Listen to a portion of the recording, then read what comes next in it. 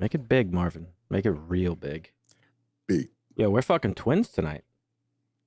White gang. I mean, Hey. don't want to join that gang. I know I'm not welcome into the black committee, but I'll give you a formal invite into the white guy committee if you want to join. Hey. I don't think I own any white t-shirts anymore. That's fair. Dang. You gotta get that going.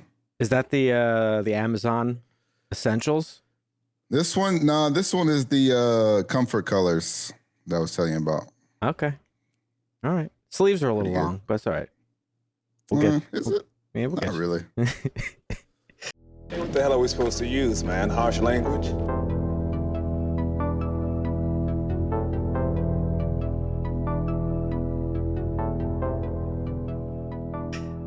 All right. What's up, guys? What's up? We're back. Yes, we are. Boy. We're back, baby. Yep. How's everybody's week? It was pretty good. Episode 54, by the way. Sorry to interrupt you. Oh yeah. Episode 54, Harsh Language Podcast at Harsh Language Pod. You know? Nice. Oh yeah. Mm-hmm. So what's up, Marvin? It's flying. Mm-hmm. I got a confession. Uh-oh. You I pregnant? started playing Diablo 4. I knew it. I knew you were going to. I knew it. I fucking knew it. It's pretty fun. I see the appeal. Yeah.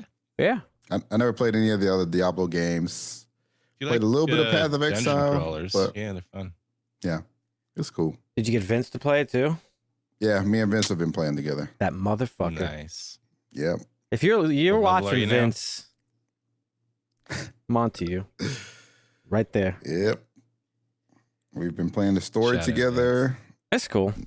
Yeah, not progressing without each other, one another. Nice.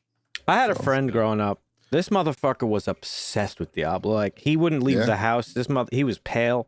Like, straight up like gamer. Like, back before gamers were a thing. He was like the gamers that like used to get made fun of in high school back in my day. Like, when gaming wasn't cool, Yeah. He was one of those. We used to fucking knock on his door. Yo, you want to come play football? You want to go to the deli? You want to play? No, I'm playing Diablo. It's like, all right, bro. Man, he had it bad for that game. But I never got into it. But I didn't start gaming really until like Xbox 360. Right. Like, I had a PS4. Obviously, I had a PS1. I had a PS2. But like, I played single player games. I used to go over to my friend's house and play like the original Counter-Strike here and there. Really multiplayer games back in the PS1. Yeah, but I'm saying I didn't really get into gaming until Call of Duty 4 came out, and I was playing it at Nick's house, actually. Nick the chef, who's been on the show. He got Call of Duty 4 on Xbox, and I took the controller one night. I was playing a match, and I fucking hit this like insane snipe, and I was hooked. That was it. I was like, I'm gonna play it. Yeah. I had a 360 before that though, because I was playing Gears of War. So Gears of War is kind of what turned me into a gamer. I told you guys this. I met my buddy Ed, who I always talk about. Shout out to Ed on Gears of War. Literally, my ex-girlfriend at the time got me an Xbox for Christmas, for my birthday, and Gears.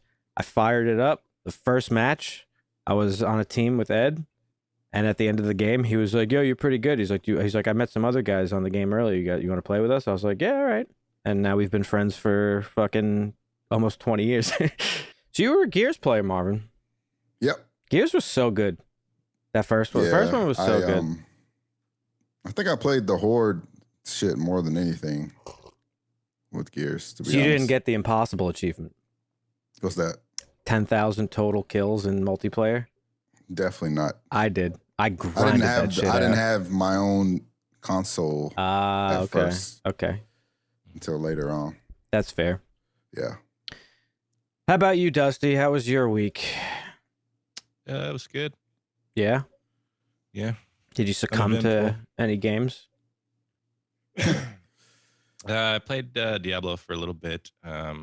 Just trying to figure out what final build I want to do, and grind for the gear. Yeah. But yeah, I haven't really even been watching anything either. I spent the week watching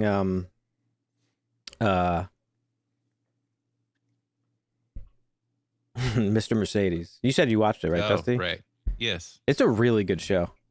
Yeah. I Starts to fall off a little bit there at the end, but it is very Very entertaining show. I'm halfway through season 2 now. So, I mean, it's good. I didn't expect it to be this good. I thought it might be like decent because not Bill Lawrence, whoever the fuck the guy who developed it is, he develops like all the HBO shows, is pretty good. And obviously Brendan Gleeson's in it, and like, can't really go wrong with him.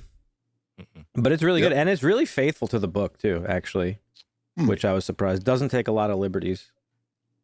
So that's cool. And I just found out, so basically this, I'm gonna get to you in a second, Marvin. I just had a little side thought, but I didn't realize this, but so basically it's based about a character named Bill Hodges. He's a retired detective, but it's the Mr. Mercedes is the first of 3 books, which is colloquially called the Bill Hodges trilogy. So it's Mr. Mercedes, Finders Keepers. Both are like about the same story pretty much, and then End of Watch is the last of the 3rd. But these books introduce a Stephen King fan favorite. There's a bug on my desk.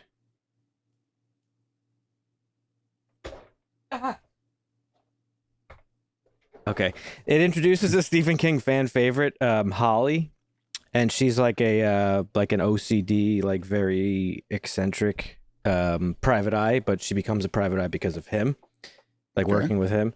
And she was in another Stephen King book, as you know now, Marvin. He likes to cross over a lot of characters and stuff. She was in The Outsider, which was recently on HBO about a year or 2 ago. That's about a shapeshifter. That one was good. Oh, that was great. Oh, you did watch it? Yeah, yeah. That was with Ben Mendelsohn. That was really good. Yep. So remember the black chick who was helping him? Yep. That's Holly Gibney. Oh, wow. Okay. Yeah. So she's in that, and I think she's in one other thing that I can't recall. But now his next book that's coming out, I think in like a month or 2, is actually called Holly, and it's like expanding on her more. So that was pretty cool. But yeah, I've been really enjoying that show. Nice. Did you finish The Dark Tower, Marvin, or did you stop reading it? I haven't read it in a while because of Diablo. Stupid flashbacks. Oh, because of that? You don't like it? I don't know. I love I don't know. The flashbacks are really like wearing me out. I love when you have like inner turmoil about whether or not you like something. And it's always the same reaction. Like, so you don't like it. You're like, I don't know. Yep. It's all right. Yep. Well, finish it. See what happens. Yeah, it's, I don't know. I don't know what it is. It's just really gotten like, what's the word? This feels very slow right now in the point where I'm at. That's fair. Like once he got to the mountain, it's just really slowed down. Hey, listen, Marvin. A lot of flashbacks that I not really following the origin story of the character. Mm-hmm. Let Breaking Bad be a lesson to you, Marvin. Things that start off slow usually are good. That's true. I mean, I really enjoyed like when he was in the town and when he killed the whole town. Mm-hmm. Spoilers. That was really cool. Yeah. Okay. All right. We'll check back. Maybe you just gotta slug through it. I don't know. You gotta tough it out, you know? Some books can get a little grueling to read, I think. Yeah. It's also I tried to read Atlas Shrugged one time, and there's like a whole chapter on listing people who died in a train wreck. Basically listing people who died. I was just reading about Atlas Shrugged on Reddit or something. I can't remember the context, but maybe there's a little subliminal, subconscious thing going on too, Marvin, where you're like, there's like 8 fucking books. And I gotta if I get into this one, then I gotta wait a second. And, you know what I mean? Maybe. Like that happens to me sometimes. If somebody recommends a show and I'm like, yeah, I'll check it out. And then I'm like, ooh, but there's like 15 seasons. Like, I don't know. But maybe. So I saw The Flash over the weekend. Oh, that's right. Mm-hmm. Apparently you're the only one on Twitter that enjoyed the movie. You've been seeing my fighting with people? Yep. I've been going fucking ham on these Snyder people, bro. Oh yeah. Fuck these fools. Yeah, I thought okay. I'm not gonna sit here and say it was a fucking great movie or anything like that. It was good though. That's what you told us? Well, hear me out. Okay. All right. What did he say? So you lied. No, I'm gonna clarify right now. It's not a great movie, but it is a great comic book movie, and there is a distinction. Okay. The Flash was actually dope. Best DC movie yet. Yeah. Dope doesn't mean great. That's what Dan told us. Yes. We saw it. So I do think it was a very good comic book movie. Great's probably a bit of a stretch. Okay. I do think it's the best DC movie. For sure. And I really liked Shazam. Up until this point, Shazam was my favorite one. Yeah. We're strictly talking DC EU. DC EU, yes. DC movie thus far, non-animated, not fucking Nolan trilogy. Like, let's not get fucking crazy. DC EU, yes. Okay. And yeah, fucking, there's people on there being like, I don't even want to talk about these people, but the movie bombed. I mean, we talked about it for a while. It did bomb. It's financially. It was getting great reviews in test screenings. Yeah, it was financially bombed. Though, it's a financial bomb. Technically, after marketing costs and everything else, I think they're short about $200 million currently. I mean, that's not the final numbers or anything, but opening weekend, it's technically a bomb. Like, it didn't open to what they expected. Like, for sure. Just barely. I think they predicted it would hit 70 and it hit 55. So not a bomb.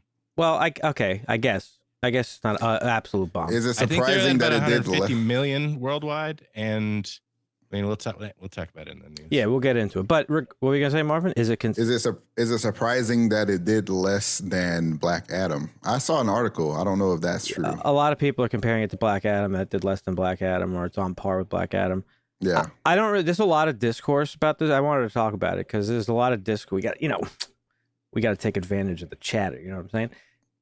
But there's a lot of like weird discourse about the movie, and Dusty touched on it a bit. There was a lot of like positive pre-screening reviews on it, namely James Gunn being like, it's the best. He literally said it's the best comic book movie ever made.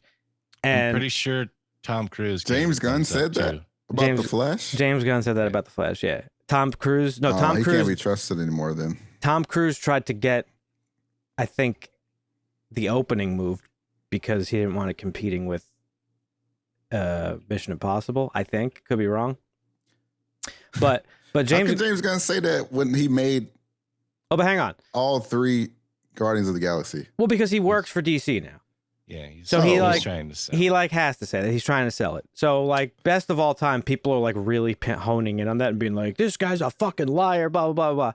But also, Stephen King, I saw tweeted about it, and he's like, "I saw The Flash. It's the best comic book movie ever," or something like. I have his quote right here.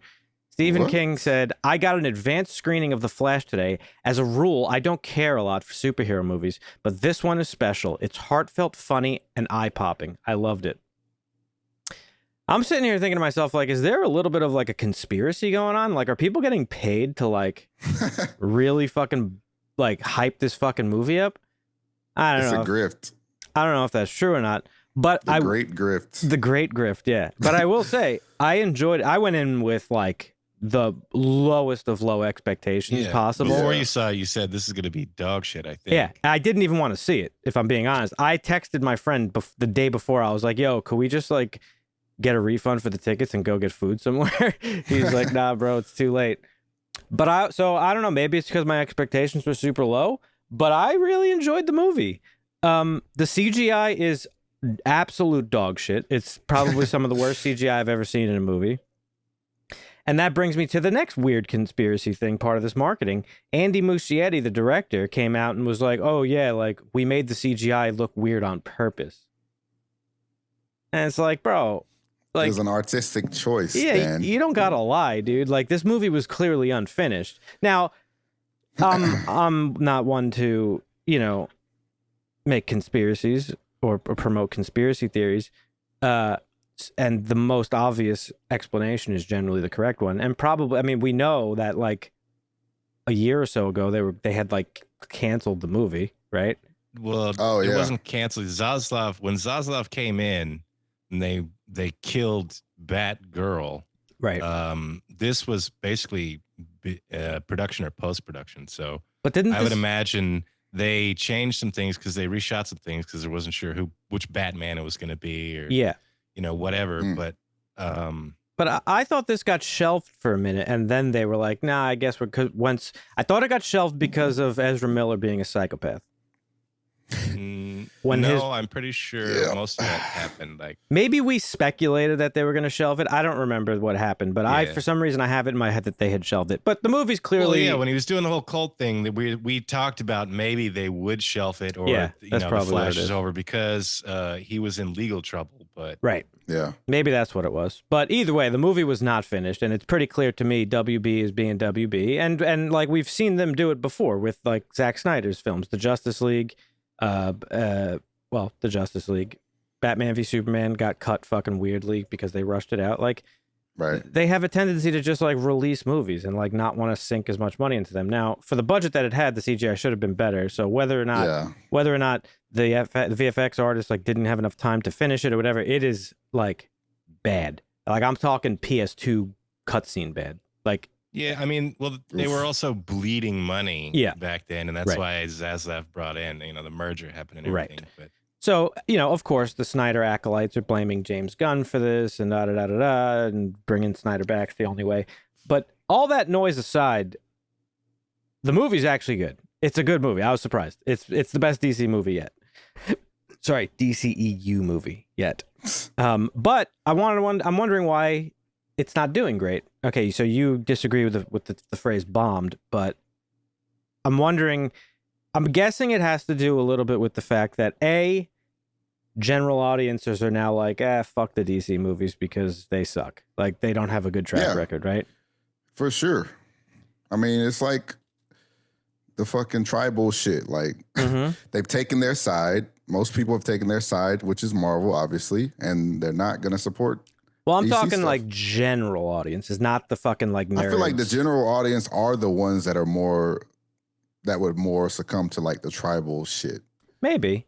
I also think maybe there's like a handful of people that aren't seeing it because Ezra Miller, like they're like boycotting him or something. For sure. I would hope so at least. And you would hope some people just won't look past it. Yeah, and then like, but you go on Twitter and it's like if you only exist on Twitter, you would think like.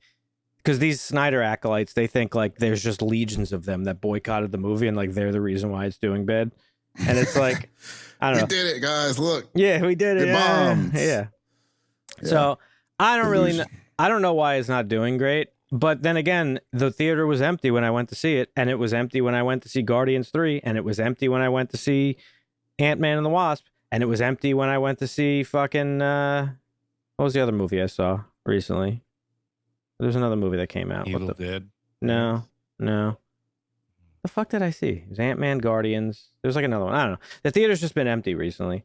And I don't know if that's just like I'm not going on like during the week. I'm going on like opening night on a Friday night at like 8. Like, it is surprising. But Guardians, I was shocked. I was like, holy fuck. So like I don't know. I'm sure there's like a large percentage of people that still aren't going to movies for whatever reason. And I don't blame them too, because like if a movie's fucking coming out a month later on fucking on streaming, like for most movies, I'm just going to stay home and wait. Like I would have stayed home for The Flash had my friends not wanted to go. One of my buddies is going to Greece in a couple days. So like this was like our last hurrah for the summer to like hang out because he's going to Greece for the whole summer. Nice. So that's why we kind of did it. But yeah, anyway, I don't know. All that speculation and bullshit aside, which is like hard to cut through when you're on Twitter. But I thought the movie was really fun. I thought that it was a very good comic book movie, like in terms of like just the comic booky stuff, and it's like a good fucking Flash movie. I'm not a huge Flash fan from the comic books, but like it tells his story like pretty good. It's like this movie is like a blend of I don't know how much you want to know about it, Dusty, but I won't spoil it too much. But it's basically I'm gonna watch it. So yeah, it's basically like an origin story, sort of mixed in with like, it's very much like a segue into the next thing that James Gunn's doing, right? And I thought for all these Snyder fucking nerds out there, I thought this movie paid pretty good respect to like Snyder's vision, because the first half of the movie takes place like in the Zack Snyder universe, and it's color graded like Zack Snyder movies. It's shot a lot like Zack Snyder movies. It looked a lot like the Justice League. Now, people will be in the comments for sure being like, "You're fucking crazy. Zack Snyder's a genius. You don't know what you're talking about." But like they tried to pay some homage to. Yeah, no, they definitely did. Well, basically, without spoiling it, and this isn't really a spoiler because it's from the show too. Like, Flash's mom dies when he's a kid. When he learns his powers, he realizes that he could break the speed of light, and at the speed of light, you could go back in time. And basically, the movie is him trying to go back to save his mother. And thanks to Back to the Future, we know that any blade of grass could fucking alter the fucking course of history. So he changes his mother dying, and of course fucks up the multiverse. And then it's like a multiverse story. And yeah, I thought it was like a great transition of like, hey, this is where the character is, this is where he is now, and like that's it. It kind of just like I mean, obviously if you're a huge Zack Snyder fan and you wanted to see his vision for the Justice League and stuff come to fruition, it's not going to be satisfying, but it is like a nice, they could have just ignored it entirely, but they didn't.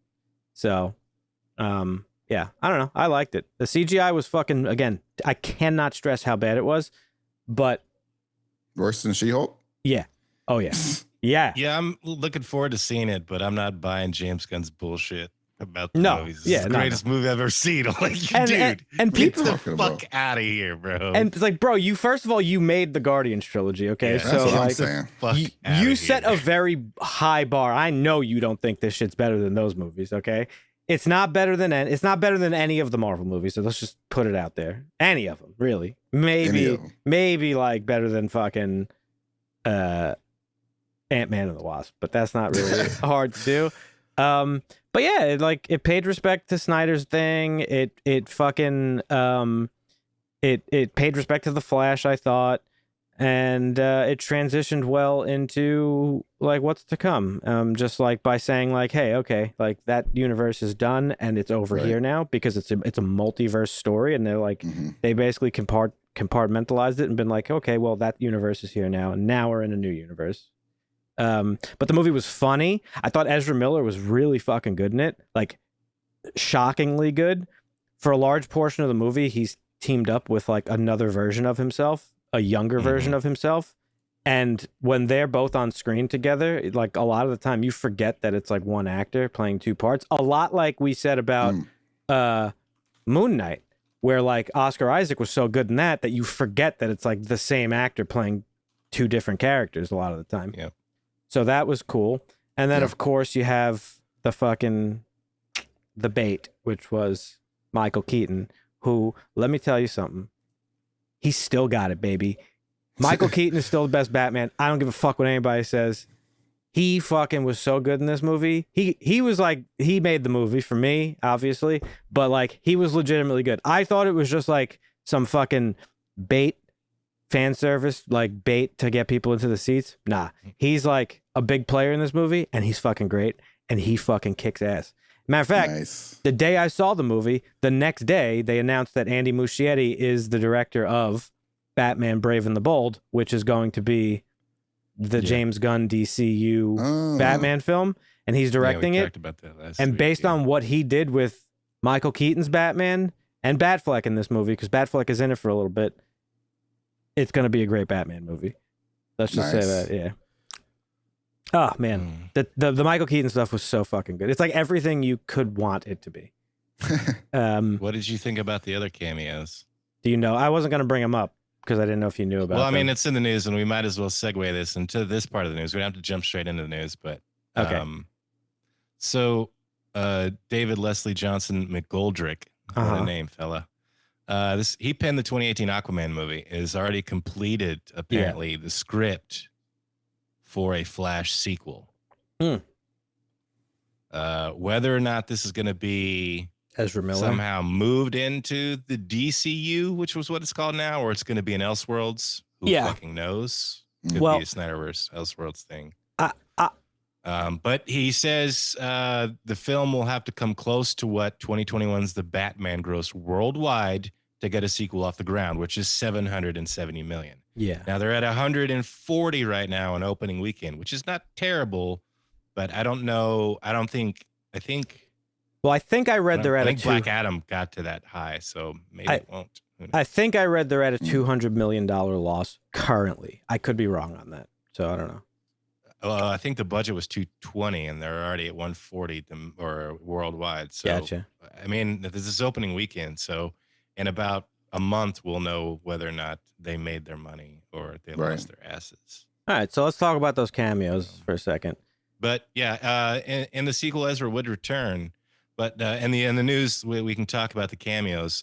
Flash director Amy Muschietti revealed to Vanity Fair that there's actually a 4-hour director's cut of the Flash. Sure it does exist. He said maybe one day it'll come out, but he apparently likes the 2.5-hour theatrical release better.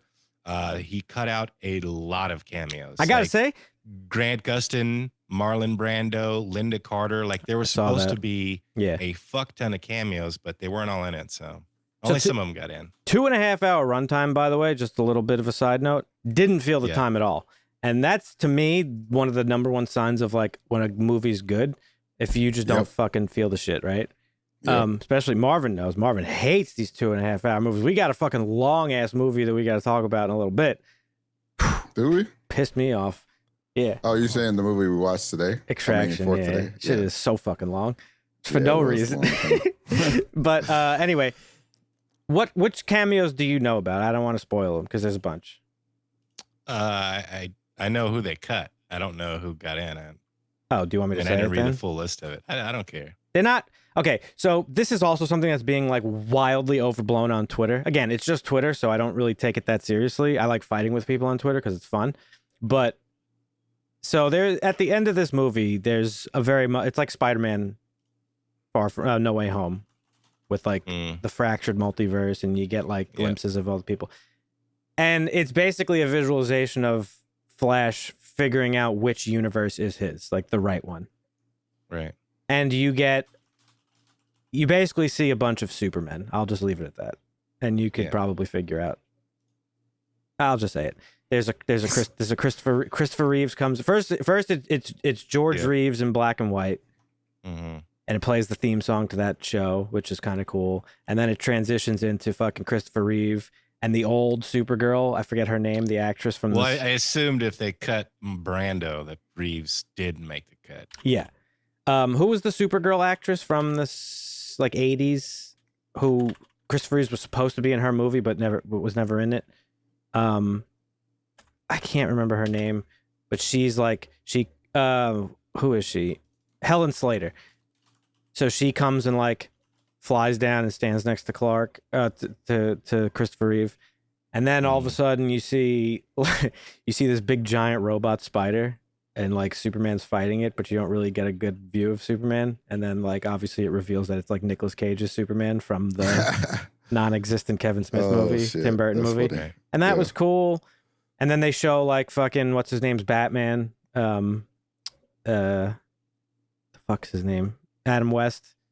And you hear like Cesar Romero's Joker kind of like laugh, but these are all like I'm talking like 2 to 3 second moments. They don't speak, they don't do anything. They're just there. Yep.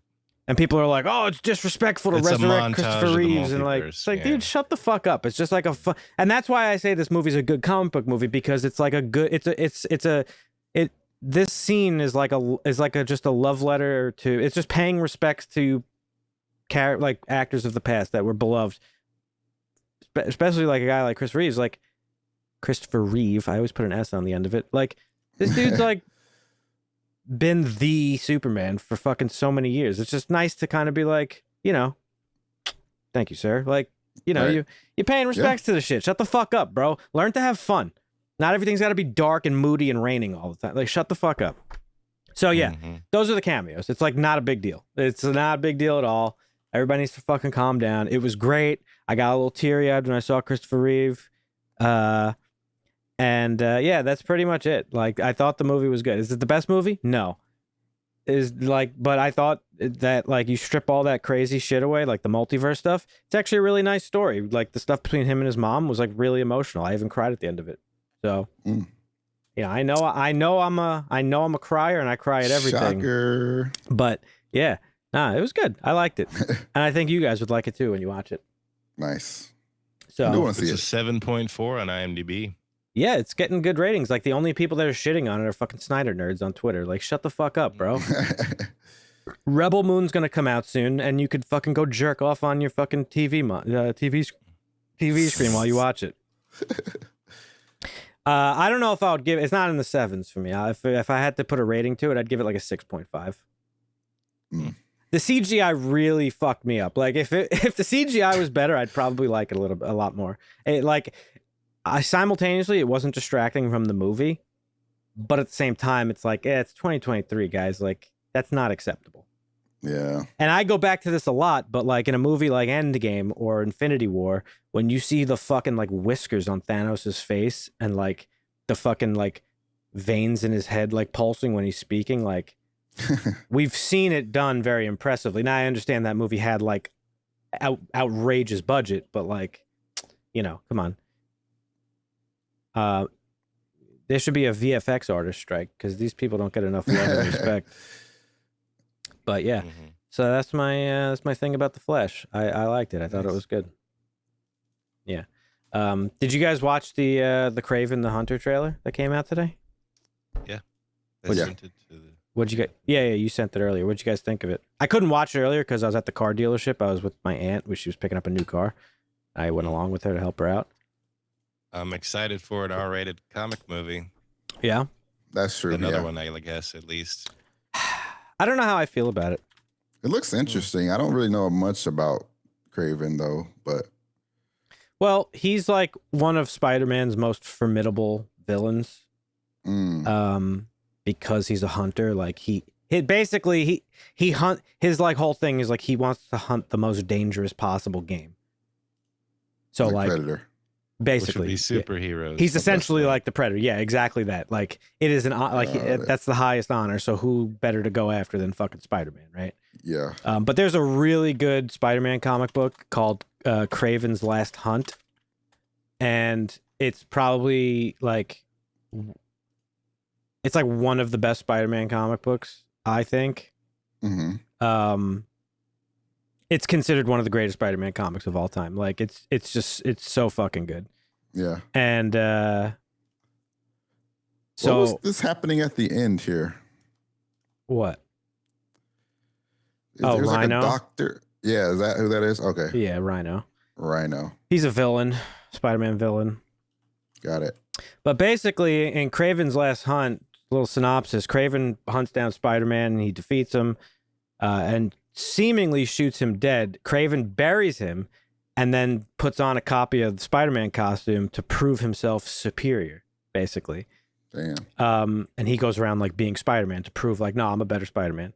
And while like roaming around New York, he's like brutally fucking attacking criminals, as one would do if you're not Peter Parker.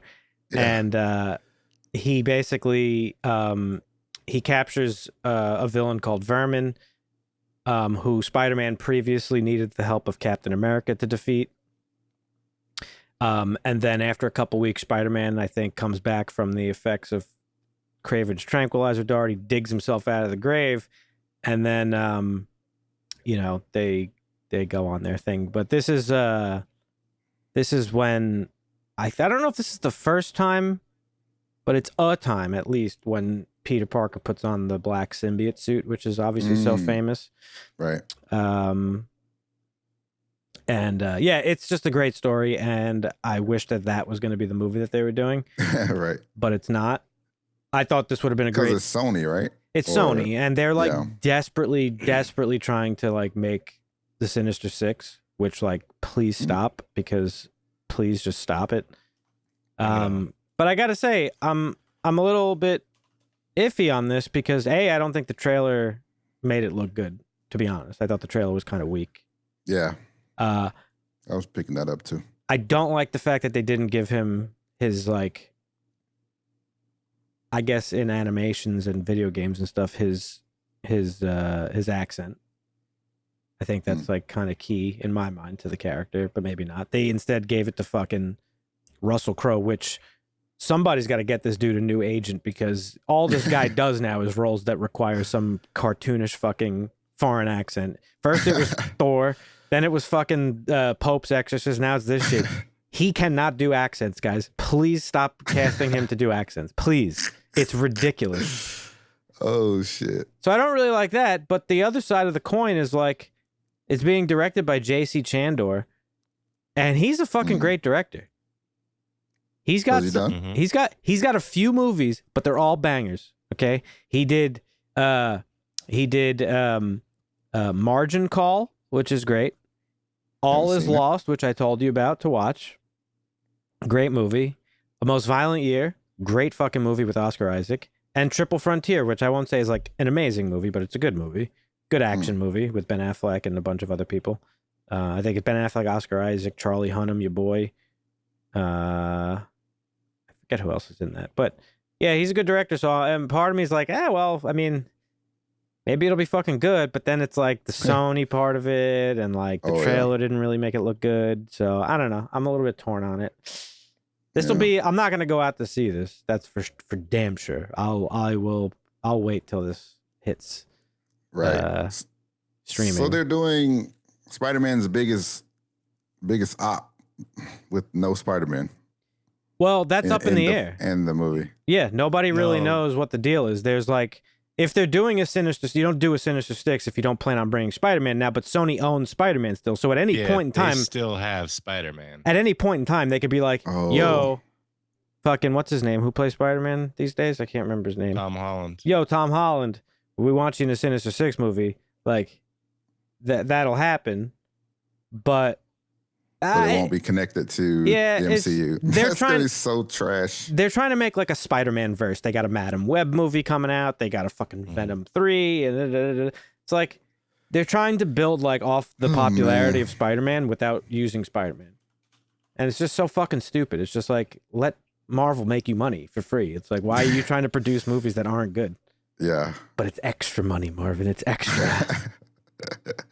The Spider-Man trilogy that just came out made like what did that make? With like bajillion dollars?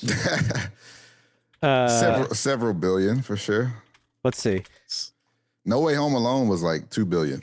The Spider-Man films have been generally well received. They have collectively grossed $10.2 billion at the global box office, with Far From Home becoming the first Spider-Man film to gross over $1 billion worldwide, followed by No Way Home, which became Sony's highest grossing film of all time.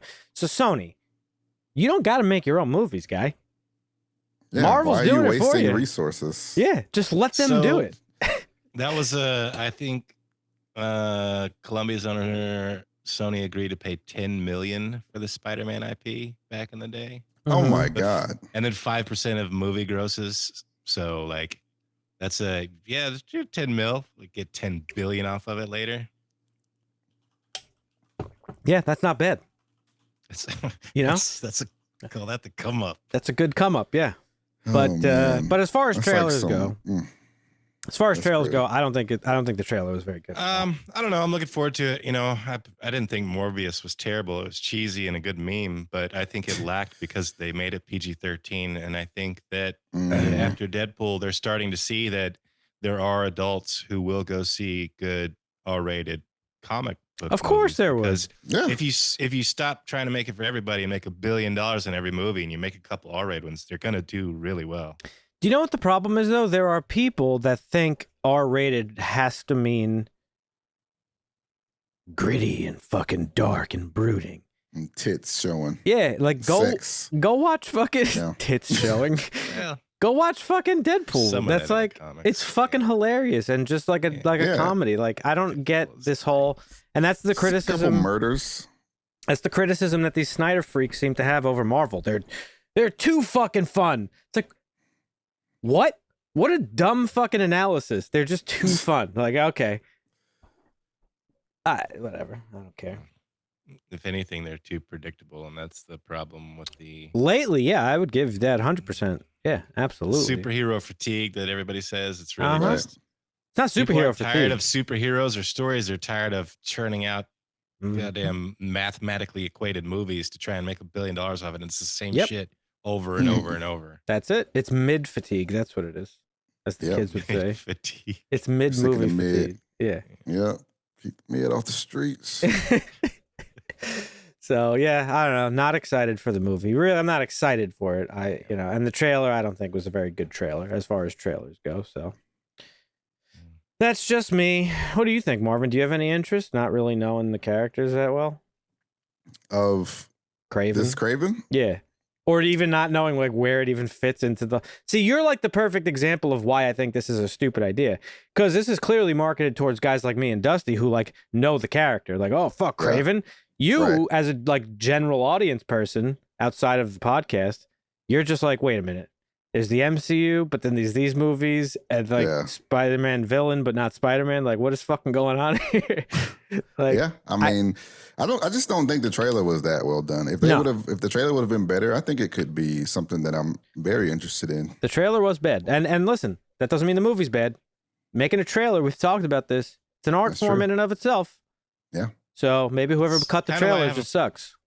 Yeah, it's kind of why I have a problem with everybody building their universe and trying to stay inside of it, because you don't get a chance to like just make a movie about a character who maybe only 20,000 people are buying those comic books and know who that person is. But if you make that movie and it's a good movie, other people will fucking watch it. You just have to tell a good fucking story. It doesn't matter. And then if you get into that whole, well, is this part of the MCU or is this part of the DC? I don't know. It's like, it's.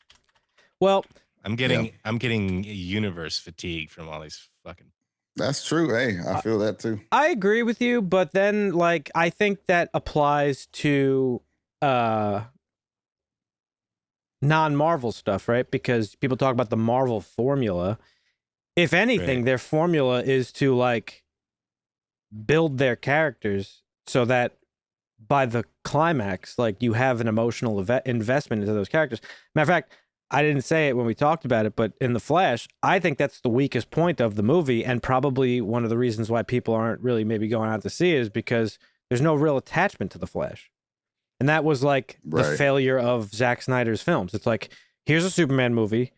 Now he's fucking fighting Batman, and then it's a team up with Wonder Woman at the end of it. And then it's the Justice League. And it's like, you know, the Justice League is supposed to rely on like the cyborg character and like this team up, and like you're supposed to be rooting for them to team up. Well, it's like, well, why am I rooting for them? I don't know anything about these characters. I'm not emotionally invested in these characters. You're relying on the fact that people just know the Justice League.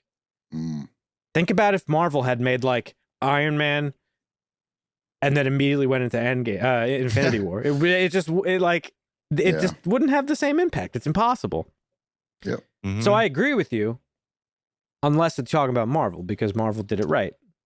Well, but they did it right. I don't know what they're doing currently. So that's yes, they did. But then therein lies the problem of building these universes, and I've complained about it 100 fucking times. Is they've killed off characters, or these actors are no longer wanting to play these roles, and so when you continue forward, you have all these great stories with Iron Man or Captain America, or you know, whoever the fuck ever, that we're not going to get to see in any of these movies because they're dead. They've been killed off in this universe, and we have to sit here for, I don't know, 20 fucking years before we get to see another fucking Iron Man movie. I don't want that bullshit. Yeah, you and I have discussed this. Therein lies the caveat of a film universe, right? It's like you can't. I want to see Avengers versus X-Men with fucking all those characters in it. No, of course, yeah. That I mean, that's one of the caveats of making, you know, movies about the shit in universe form.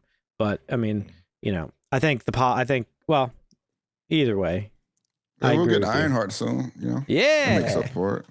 And just to prove my point, what's happening now with Marvel, right? It's like it's all these characters that they're just like parading in front of us, like, but like they're not building any emotional investment like they did in the beginning. And that I think is the biggest failure currently that's happening, aside from the fact that they're not as interesting in terms of characters.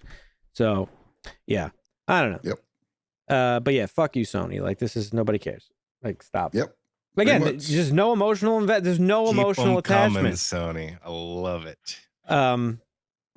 Talking about trailers, I sent you guys the trailer for that fucking movie with Jamie Foxx that's coming out. Did you watch it, Dusty? Really good. I've not watched the trailer yet. No, I think we watched like the original teaser and we talked about it a little bit. No, maybe a couple months back. No, I called it out when I was reading the cast list when we reviewed the vampire movie. I was like, Jamie Foxx is going to be in a movie coming out called They Cloned Tyrone, and we kind of like laughed about it, the title. But the trailer just dropped. Oh my god, dude, this looks like it looks good. It looks so fucking funny. Yep. Yeah.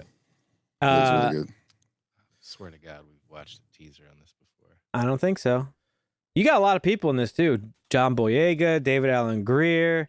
I didn't ever think I would see John Boyega in a movie like this. I mean, listen, he got fucked by Star Wars, so might as well.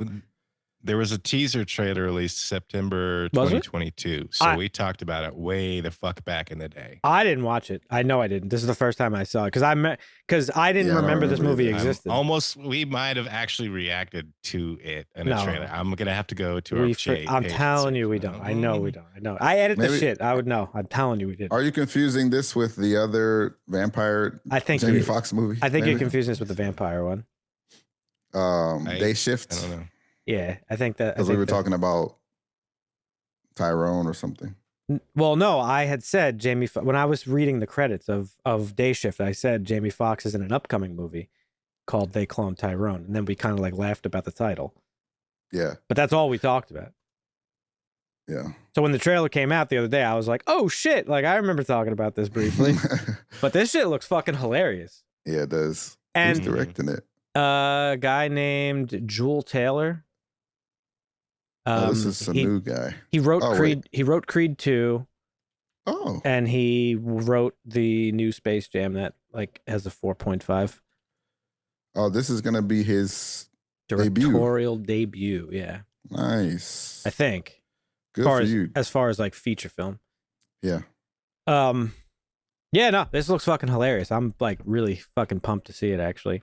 Yeah, and it's coming straight to digital, straight to Netflix. Straight to digital, baby. It's probably something I recommended that we would react to, but we never did because it was just a teaser. But I do specifically remember saying, yeah, this is going to be funny. But I haven't seen the new trailer. I'm looking forward to this movie, though. Yeah, straight to Netflix, July 21st. Mm-hmm. Now, this is the shit we talk about. Maybe we're living in a new world now, Marvin. What do you mean? Well, we always talk about with like, like woke shit, right? Like inclusivity and all that. And it's like, I don't know, Hollywood just thinks like inclusivity means like, make a slave movie. Right. And it's just like why do we need that shit? Like you have clearly something that's like original and fucking looks hilarious with the majority black cast. Like, let's see shit like this. Yeah. And and that's for every fucking minority, not just black people. Like like we've had like majority cast Asian movies, right?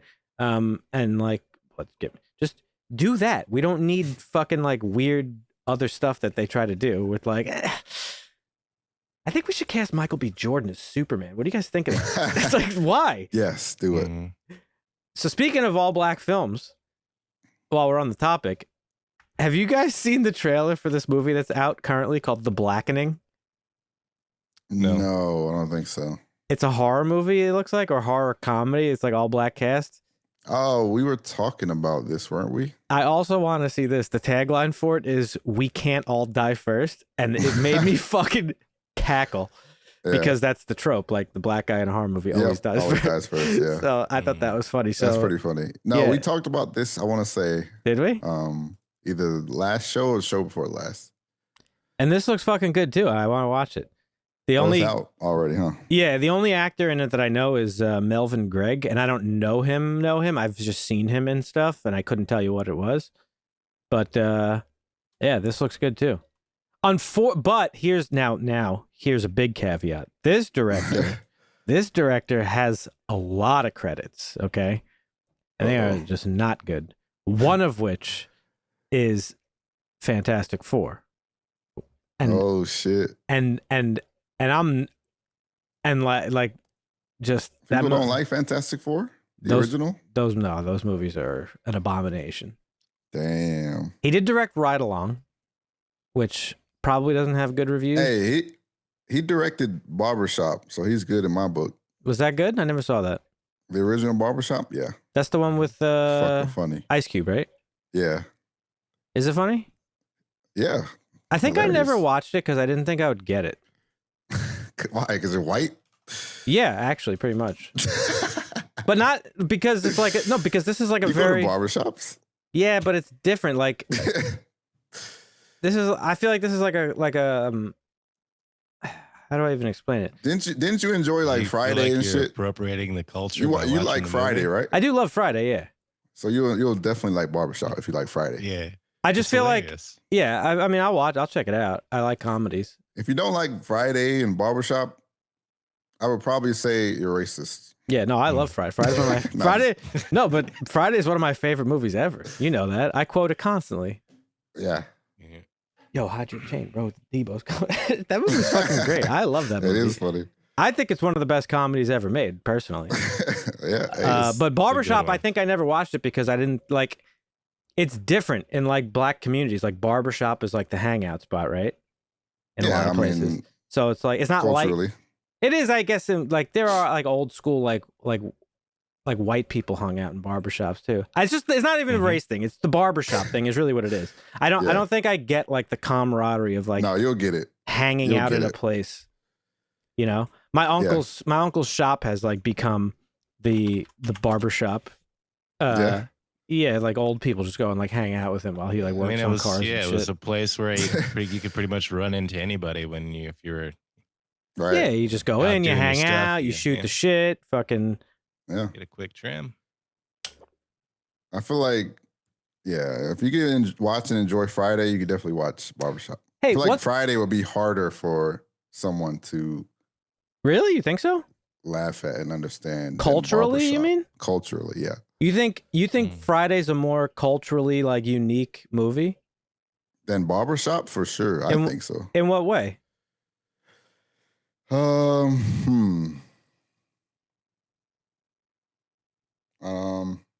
Also, let's keep in rewatch them both. It's been a while since. Not that it matters, but I grew up in a very like mixed fucking high school and stuff like it's not like foreign to me. But if I could see what you're saying, if somebody from like fucking, I don't know, bumblefuck, like not Carolina, like fucking Alabama or some fucking place like that, like I'd get it. Some fucking farmer. Cletus isn't gonna really get Friday. Friday was a bigger hit when it came out though. That's what I'm thinking too. But, I think it was a bigger hit. But maybe that's because Ice Cube was in it, so maybe it's got that like name recognition, you know? Ice Cube was in both. Yeah. Oh, that's fair. Yeah. He's okay. Never mind. I don't know what I'm talking about. I'm curious why you think that's a more culturally like niche movie though.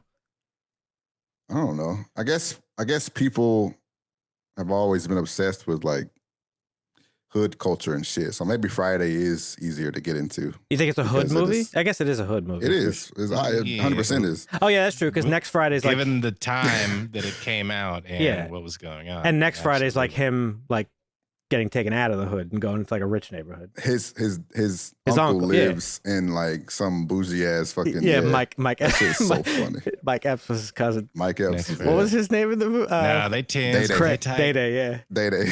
Hey, Day-Day. It's hilarious, bro. There's a fucking chick is chasing him. He's like, hey, you want a cookie? You want a cookie? Yeah. I got to rewatch those. I never watched the third one, though. I heard it wasn't great. I thought it was pretty funny. I mean, it had, what's the big buff dude? Crews. Terry Crews. Yeah. He was in it. Is he like the Debo replacement? Actually, kinda, I guess. Who else was in it? The other guy. Damn. Cat Williams. Cat Williams was in it. Yeah. I hate him. I think it was funny. I thought it was pretty funny. I'll have to watch it. I don't and like it took Cat place Williams. on Christmas, so it was like some funny Christmas shit too. Yeah, it was good. So basically, it wasn't as good, probably, I would say, but I think it was good. So basically, what you're saying is Friday's like hood shit. I would say so. Okay, that's fair. Yeah, it absolutely is. Yeah. No, that's fair. I fucking love that movie. I mean, it literally takes place like in. Does take place in the hood, right? For sure, yeah. But like, I don't think any of the jokes are like. Well, see, when I thought you were basically saying like the jokes are like very like specific. Nah, I don't think either of them really. I mean, I think they all have like the undertones of that, but like I never watched My Big Fat Greek Wedding, and I know it's a popular movie, but I think I've seen that. And it's like a rom-com type of thing, but like it's like way more appreciated by like Greek people. And I know that for a fact because I have a lot of Greek friends, but because there's a lot of like jokes and stuff that like you really only get if you're a Greek guy or a Greek person. Yeah, you know what I mean? Yeah. I mean, you get that a lot though in ethnic centric movies where somebody who's lived that life and understands it far more than an outsider. Like some of those jokes are, you know, camera pans or whatever, you know, that like, oh, that's an inside joke. You only get it if, you know. Right. Yeah. Like it's weird because I mean, when I first saw Friday, when did that movie come out? Probably late 90s. Yeah, 90, 95. 99? 95. Oh, damn, 95. Yeah. Yeah. So I don't think I watched it until years later. I mean, it was peak gangster rap. Oh, Ice Cube co-wrote it. I didn't know that. Mm-hmm. Yeah. Yeah. It was like his first big movie. And now Chris Tucker's a fucking Jeffrey Epstein guy. Good. Is that actually true? Yeah, he was on the plane. Oh my God. Wasn't there like a lot of people on the plane? Oh yeah, fucking everybody's been on that plane. Oof. That's not a good look. No. It's not a good look. Not at all. Anyhow, so what's up this week? Dusty here keeps his ear to the ground for us on the Harsh Language Podcast. Yes, he does. What went on this week, Dusty? Tell us. Hit us with the news. Rake it up. Well, we still got the strike. Oh, real quick. Oh, let's go. Could I just say, I want to watch Asteroid City so bad, the new Wes Anderson movie. I know Wes Anderson's like a meme these days because, like, I don't know why, but that movie looks great. Anyway, go ahead. I actually want to watch The Crowded Room because it's Tom Holland and it's like more of a suspenseful drama, and I want to see if he's got some actual acting chops instead of just playing Spider-Man.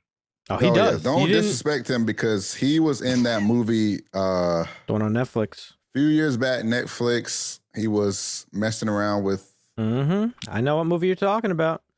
I'm waiting for you it to was say like this country. I don't know the name of it. You want me to step on your toes? Yeah. The Devil All the Time. Yeah. Oh yeah, I read. Yeah, he was great. And that was a great movie. I forgot about that. That movie was fire. Yeah. Yep. Yeah, but that's his new. Pattinson was in that show, Crowded Room. So. Oh yeah. We'll see how that one goes. Pattinson was a fucking creep in that movie. Oh yeah. But, oh yeah, and Bill Skarsgård was in that. I forgot. Oh yeah. All right. So the strike has been going on since May 2nd, still going on. Apparently picketers finally hit daytime television. They did a protest outside of ABC's General Hospital set because there are rumors that not only has production not shut down, but they're hiring scab writers. This is something that daytime television has always done, I think, at the strikes. They get scab writers. Their stories get really weird. What is a scab writer? Just a quick contract person that's not with the union, freelance. Ooh, disgusting. Mm-hmm. You know, non-union writers. Yeah. Real quick on this, because it's on the subject of the strike. You guys probably didn't watch it because you hate me. The video that I sent you guys about the behind the scenes of Casablanca. I already told you. 100% didn't watch that. Oh yeah, they were talking about in that, Marvin, that Hollywood back then was like very much like all in-house shit. Like they were just pumping out movies at that time. Mm. And they made it in-house. Well, right. Well, basically all the directors and all the writers worked for studios. So you worked for basically Paramount. you couldn't own cameras. Yeah. Like a company owned the cameras. Shit. You had to rent the cameras from the company. Like they knotted it all up. So wow. But if you worked as a writer, you worked for studio. Like you worked for WB, you worked for this. It was not like now people could just write a movie and like sell it, but that wasn't like that back then. And Casablanca became such like a sensation because at the time they were just fucking churning through movies and just pumping them out. And Casablanca was just meant to be like just a standard run of the mill, like, oh, we're shooting another movie this week. And it turned out to be one of the greatest movies ever made. But that was a cool little doc. You should watch it, Marvin. Okay. I know you don't give a fuck, but I will make you watch Casablanca someday, so you might as well be prepared. 1942. Oh my God. There's no way this has 99% on Rotten Tomatoes. Hell yeah, it does. How could it possibly be that good? Because it's great. It's just a great movie. Are you fucking kidding me? Nah, I don't know what to tell you. It's no great. way. It's so fucking good, dude. We'll do a couple movies that have been colorized as well. There's no way. How is it possibly that good? It just is an undisputed masterpiece. This is going to be one of those ones I just don't understand, probably. I already see it now. There's nothing to What not the fuck am I understand. watching? It's just a love story is really what it is. Set in the backdrop of World War II. Oh, okay. Great. Anyway, sorry to derail the news. Teased fans with news about a Super Mario Brothers sequel. But apparently nothing's going to move forward with that until after the strike. So we may get news that a sequel is happening, but until the strike ends, nothing's going to happen. Fair. Disney's bumped several movies, one of them being Fantastic Four. They bumped it from a February date to their premiere May slot, which in turn also bumped the Avengers movies out a year each. Yeah. Kang Dynasty moving to May 2026 and Secret Wars going May 2027. Probably better off. Year. That's right. Most people think fucking them over. Is also because of the strike, but this is also people speculating that Disney is giving themselves a little bit of space for the Jonathan Majors thing. I was just going to say come out because his pending court case has caused them to actually delay indefinitely the Ant-Man Assembled special, which was supposed to come out June 14th.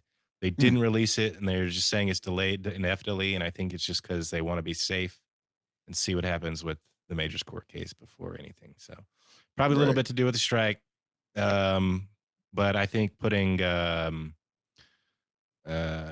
what do you call it? Fantastic Four in May instead of February is a pretty good idea. They want to slow things down, keep your good movies and your premiere dates, your summer blockbuster dates, and just keep putting out good content, hopefully. Yeah. We'll see. But that's pretty much it with the strike. I mean, everything's affected. There's still a couple things coming out that haven't been affected or done, but we'll keep an eye on it. All right. Maybe they'll make a deal. Not a lot of Disney news. Strike Watch 2023. Yeah. Can we get some toast? This brought us a little more Mephisto news. Tweeted out Mephisto will mostly be seen in his human form in Ironheart, while only giving glimpses of his true form. So we're not really going to see much of Mephisto in Ironheart. I don't believe he's going to be in Ironheart. I just don't believe it. I'll believe it when I see it. Have you watched the Stan Lee doc yet? No. Yeah. Okay, I have not either. You saw Jack Kirby's. So I guess you did post that. Yeah, I said it to you guys. Jack Kirby's son challenges the Stan Lee documentary with a different narrative, saying not he's happy. Going in. Yeah, it's Stan Lee is quite a bit about his ego. He says "I" so many times, and we all know that people that know those were not all of his ideas. Some of those were the writer's ideas, and he just claimed them. So, trying to give some credence to the writers, especially in the writer's strike thing right now. So, well, I had brought this up last week when we were talking when we mentioned the trailer for the documentary, and I was saying how like Jack Kirby has been like just painfully undercredited for his whole career, and that's been like the beef. I mean, it's no secret, Marvin. Again, you watched that Superman doc about Siegel and Schuster, like just like a lot of the major Marvel characters, if not all of them, were like made by Jack Kirby.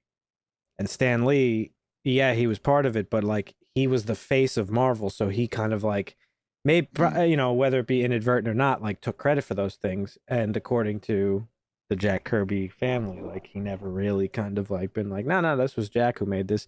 And they had beef too, because Jack Kirby left Marvel for a while and went to DC, and that's like the fucking new gods that everybody's obsessed with. That's Jack Kirby.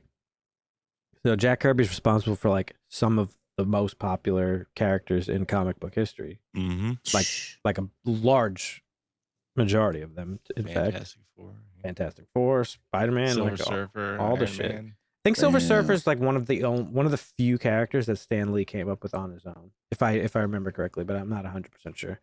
Let's see. Yeah, he's got some credits. That's crazy. Oh yeah.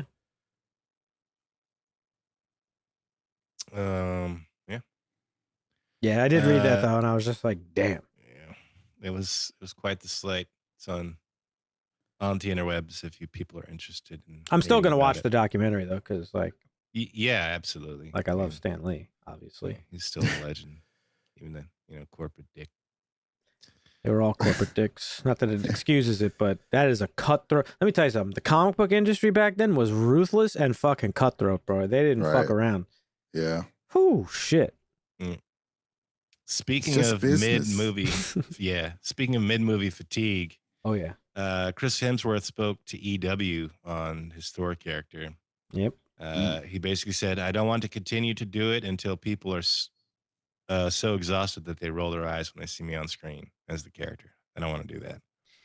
If an audience wants to see it and there's something that we believe is exciting and fun, then great. I've loved being able to reinvent the character a few times. I don't have the answer yet, but I would love to try to figure out how we can do that again and keep things unpredictable. So he's like, let's stop doing this cookie cutter bullshit and change it up a little bit and do something with this character that's fun that people won't shit on, which is going to be impossible because somebody's going to shit on it. Oh yeah. You're always going to get a little bit of shit. But let's be fair, Thor Love and Thunder was not the best. Yeah. I mean, it was good. I liked it, but it's not the best. You know, it's not great. Yeah. So yeah, not a whole lot of Disney news. We'll talk WB for a little bit. We already talked about that. The Flash shit. Let's skip that. Oh, you're not gonna like this one, Dan. Oh. Hit me with it, baby. Superman and Lois. Oh. Several actors, have all departed as regulars ahead of season 4. Now, this is because budget cuts were necessary to save the show from cancellation. Yep. So basically, the Kents are still all there. We already got a new Kent anyways, so that already happened. Right. But Dylan Walsh, Lois's dad, is gone as a regular, as well as Sophia Hasmick, played by Chrissy Beppo. Oh, no, Chrissy Beppo's the character. No. Yeah, the reporter. The news game, yeah. So when you say regulars, just they're not going to be in every episode. Correct. Well, that's I'd also venture to guess season 4 is probably going to be like 8 episodes or something. John Henry Irons and Natalie Irons, the Irons are both out as regulars, as well as the Langs, Emmanuel Triqui and Indy Navarrete. Sarah and Lana are both. Now they're hoping that, based on availability and interest, that some or all would consider guest starring in an episode or two, or maybe recur. But wait, that's like literally the whole cast of the show. Yeah. So who's gonna be in it? Just the fucking Kents, and it's like, what's the show gonna be then? What is it gonna be about? I don't know. Well, they brought in Lex Luthor, so. Well, so we have to really key in on regulars, meaning they're probably not going to be in every episode, basically regular. Yeah. So they had to let all these guys go as regulars because it was budget cuts, but they're like, we do want you to come back. We do want you to be in the story. If you want to guest star in a show or maybe recur in a couple episodes, we could probably work something out, but you're not going to be slated regular on this television show. Well, that sucks. So, yeah. Yep. God, it's just so good. Season 4, but it's still happening. So, got that. Are you caught up on that yet? No, I need to finish it. I'll finish it. You're fucking slacking, bro. I know I am. I've been really slacking on watching shows right now. Let's see. Okay, WB Film Group's co-CEOs Mike DeLuca and Pam Abdi talked with Variety. DeLuca said they were hoping to get Nolan back. Oh. They made a lot of money off him. He was actually recommended, I think, by Soderbergh to WB, and he went and did a movie for them and turned out great, and he did a whole bunch more, and then they gave him the Batman shit. And then COVID happened, and HBO Max said, hey, we're going to release everything in theaters and digitally at the same time. And Nolan was like, what are you, stupid? And then they were throwing around his, Tenet, I think. Mm-hmm. He was trying to release, and they kept shifting the dates around on him. His relationship got soured with him, so he went over to Universal to do Oppenheimer. Okay. But apparently, WB has given him a 7-figure royalty check for Tenet. And I guess when he was doing Oppenheimer, he did some post-production stuff at the WB lots, So apparently, maybe that relationship has been mended, and WB can get Nolan back because Zaslav has been very adamant that theatrical release. We're not. I mean, we are going to do some digital stuff, but we need to get back to the movie theaters. What are they going to have this motherfucker do another Batman movie? Like 4 Batman Elseworlds movies. I don't know. I don't know that he would do Batman again. He may do something else in the DC though. That would be fun. If James Gunn's Superman Legacy fails, if it's like a flop, right? I guarantee you WB pulls the plug on all this shit, and they're just like, we're just gonna make Batman movies from now on. Because Batman is the only comic book character I feel like that is just guaranteed to just fucking like sell off at the box office, no matter what. Right. No matter who directs it, doesn't matter. Batman's like the only character you can do that with. I mean, you can do it with Superman too, but I don't know. We'll see. So sick of Batman, bro. Enough. Not that he's gonna make speaking of Batman, isn't another animated series happening? Yes. Yeah. Yeah, but that's gonna be great. We've talked about that a little bit. It's kind of soon. I'm really looking forward to that. Yeah. Marvin, if you weren't a kid growing up watching fucking Batman the animated series, you did not live, my friend. You might as well not even had a childhood. And Gargoyles. I mean, I feel like I watched some of it. So good. Oh, Gargoyles. I forgot about that. G.I. Joe. But that was a little early. That came out in 92. Batman? Yeah. Oh yeah. But it's like the definitive Batman. But really. I was born in 93. Prime childhood. You know, I've been seeing this like thing going around Twitter. A lot of people have been jumping on the bandwagon where it's like, this is the only reason why people are interested in Batman right now. And it's like the Zack Snyder people, it's like Ben Affleck and Zack Snyder's picture side by side. Yeah, okay, dude. That's the reason why people like Batman. And then other people do like Michael Keaton and Tim Burton, and other people have done Nolan and fucking Christian Bale. But only one person that I saw in the replies was like, no, actually, this is the reason we like Batman. And it was... I like that tweet. I think that's why you saw it. Maybe. Oh, maybe, yeah. The animated series and Kevin Conroy. Yeah, it was a picture of Kevin Conroy. Yeah. Yep. The definitive. I was like, yep. And somebody replied, I think, to it. It's like, okay, yeah, but we're talking to live action because Kevin Conroy is actually Batman. We're talking about people who played him in live action. Yeah. But anyhow. Ooh, sorry. More. We talked about Sony buying Spider-Man for what a reported $10 million and making $10 billion. That's a good sum up. Lorenzo Di Bonaventura did an interview with Collider where he recalls WB not being too happy with his purchase of the Harry Potter franchise. And this is him, and I quote, it was interesting because at the time, some of my boss reaction was, why are you buying a kid book for a lot of money? I'm like, it's not the kid book. It's an everybody book. It's got great imagination. That's what drew me to it. Right. So the first 4 books cost him a whopping $1 million. Nice. And they have made about $7 billion. Jay cost him $1 million with an M? $1 million for the first 4 nothing. books. This is like one of the greatest come ups in rights purchases. $1 million into $7 billion. So, and you know what's funny is like executives are like, why the fuck are you spending $1 million on the rights to these kids' books? And he's like, okay, they're gonna be hold big. my beer. Hold my fucking beer. Yeah. So thought that was a funny little story. Sheesh. Yeah, that's crazy. And then the last piece of WB news. I don't know how much time we're going to spend on this. The James Gunn interview. I don't know if you both watched the whole thing or not. He sat down with Michael Rosenbaum, who played Lex Luthor in the Smallville show back in the 2000s. They're apparently really good friends. It was a very candid interview. Yeah.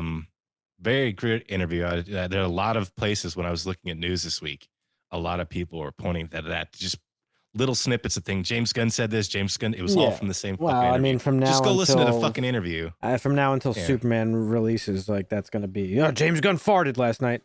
What does it mean for the Superman legacy? Yeah, he was on Michael Rosenbaum's Inside of You, so we got to get inside of James Gunn. And they talked about some interesting stuff. I don't know. Did anything stand out to you in particular with it? Nothing really that I haven't heard before, honestly. Yeah. Well, they talked about walking the fine line between the greed of pumping out cookie cutter stuff, Yeah. which we've talked about today, versus good old fashioned storytelling. And I really liked that, Gunn kind of went into this passionate thing about it's still telling the story. It's not. Yeah. I didn't really. I could. Go ahead. Go. Okay. He's just like, yeah, I could, if I were writing comic books, I wouldn't be that happy right now just because, yeah, shit. But I didn't expect him telling the stories. Yeah, he's a storyteller. That's what he likes to do. And he said in that interview specifically, like, whether it's directing a movie, a show, or this, he's like, I just want to tell stories. I didn't expect him to say anything like earth shattering or anything. He's not going to fucking reveal anything like that at this point in time. Right. But yeah, no, I mean, he said some things that could make you feel better about Superman too, like turning down Superman in the past and then mulling over that, like, what would I have done? What would I have done? Should I have taken that shit? And now he's head of DC and he can make whatever fucking Superman he wants. I mean, listen, and he wants to tell a good story. So yeah, he's had a lot of training, obviously, making the Guardians movies, working for Marvel under Kevin Feige. I didn't get that. Shut up, Siri. And like Guardians, even Peacemaker, like his stuff, he's like, when he writes with such heart and soul that he makes you give a fuck about a raccoon and a tree and a fucking, a character that fucking nobody's ever heard of. That's like a cheesy fucking throwaway character from the fucking 50s in Peacemaker.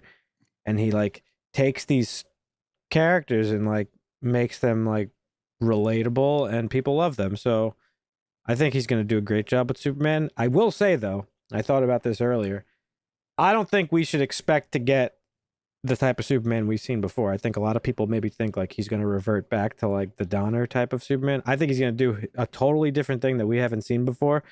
And I have a feeling it's going to be very comic booky. Oh, I agree. He's hinted at that he wants to make the DCU, which is what his current reign of it will be, is very grounded in the comic books. Like, these are things. And he talked about it a little bit in the interview.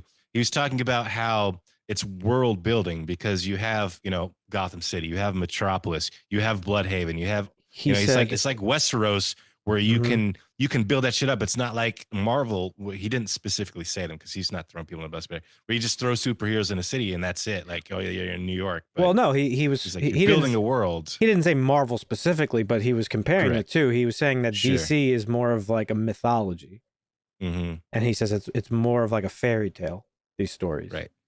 That's but that's the thing. Like Marvel and DC, it's personally why outside of like Superman and Batman, I've always preferred Marvel. It's because they're more grounded in reality in my head, right? Because it's just like heroes in real places. And most of the Marvel heroes were like some fucking shit spilled on them or fucking whatever. They give them they got bit by a spider. Like they all acquired their abilities somehow for the most part. And in DC, it's like an alien from Krypton, a fucking ancient descendant of fucking some hidden island somewhere, or like it's very like deep in like mythology and the realm of fantasy. So the way he was talking about that was like, yeah, I'm gonna like really showcase that. So I think his ideas are gonna be way more like comic booky than what we've seen in like Marvel. Which is cool. It'll be fun. Yeah. Blue Beetle looks fucking good, by the way. I saw the trailer for that. Seeing Flash, movie looks fun as fuck. Yeah. But yeah, it's a really good interview. He talks about a lot of other stuff. Some people thought he took some shot at Snyder's Lex Luthor, but that wasn't really him. He definitely was more. It was more. Well, it was more Rosenbaum taking shots at it because Rosenbaum set him up with the question. He's like, what did he say? We're not all this gravitas, but grounded. If you're going to do a Lex Luthor. And he never confirmed whether he was doing a Lex Luthor in a Superman movie. Yeah. Because he asked him point blank. He's like, I don't know, but if I was, it wouldn't be like, because he told Rosenbaum that he was the best Lex Luthor. He took a couple shots there. But then he followed that up on Twitter and was like, I wasn't referring to Zack Snyder's. I was referring to Gene Hackman. It's like, no, you weren't, bro. Right. You were referring to fucking. He talked about how Gene Hackman was not his favorite Lex Luthor. Yeah. But I mean, if you listen to it, I'm pretty sure it was Rosenbaum that was razzing Snyder's, and he didn't say Gunn Snyder kind specifically. of confirmed. Gunn, he's not because he said all the shit, and he said not that anybody's doing that, but don't do that. You know, this razzy woo. Yeah, it was clearly a reference to Jesse Eisenberg, like 150 million%. Which, by the way, he was terrible in that role. Just saying, worst. And James Gunn's a crier, also. Is he? He's a big crier. He's like you, Dan. Shout out to my fellow criers. Yeah. Anywho, you gotta cry, Marvin. Let's get on to the etc. Really part of it. I got the poison out. Sorry, what was that? Lauren Schmidt Hissrich. Not your familiar. Favorite person. I don't know who that is. Says that Witcher 3, season season 3, I guess. Yes, will be a closer adoption to the books than the last season. Yeah, okay, bro. Damn. It's fake news. Yeah. She did say that it's actually easier to translate this one from the book because there's like some big things that happen, I guess, in I forget what the name of the book was. Who interviews these people? If I worked for any publication, I would never get an interview because I would be like, hey, remember season 2? That's not even an attempt to be accurate to the book. And also remember how you said you don't give a fuck about being accurate to the source material? Yeah. Like, you're clearly just trying to fucking, like, butter up Witcher fans. Softball questions. Yeah, that's for sure. But I would never get an interview, bro.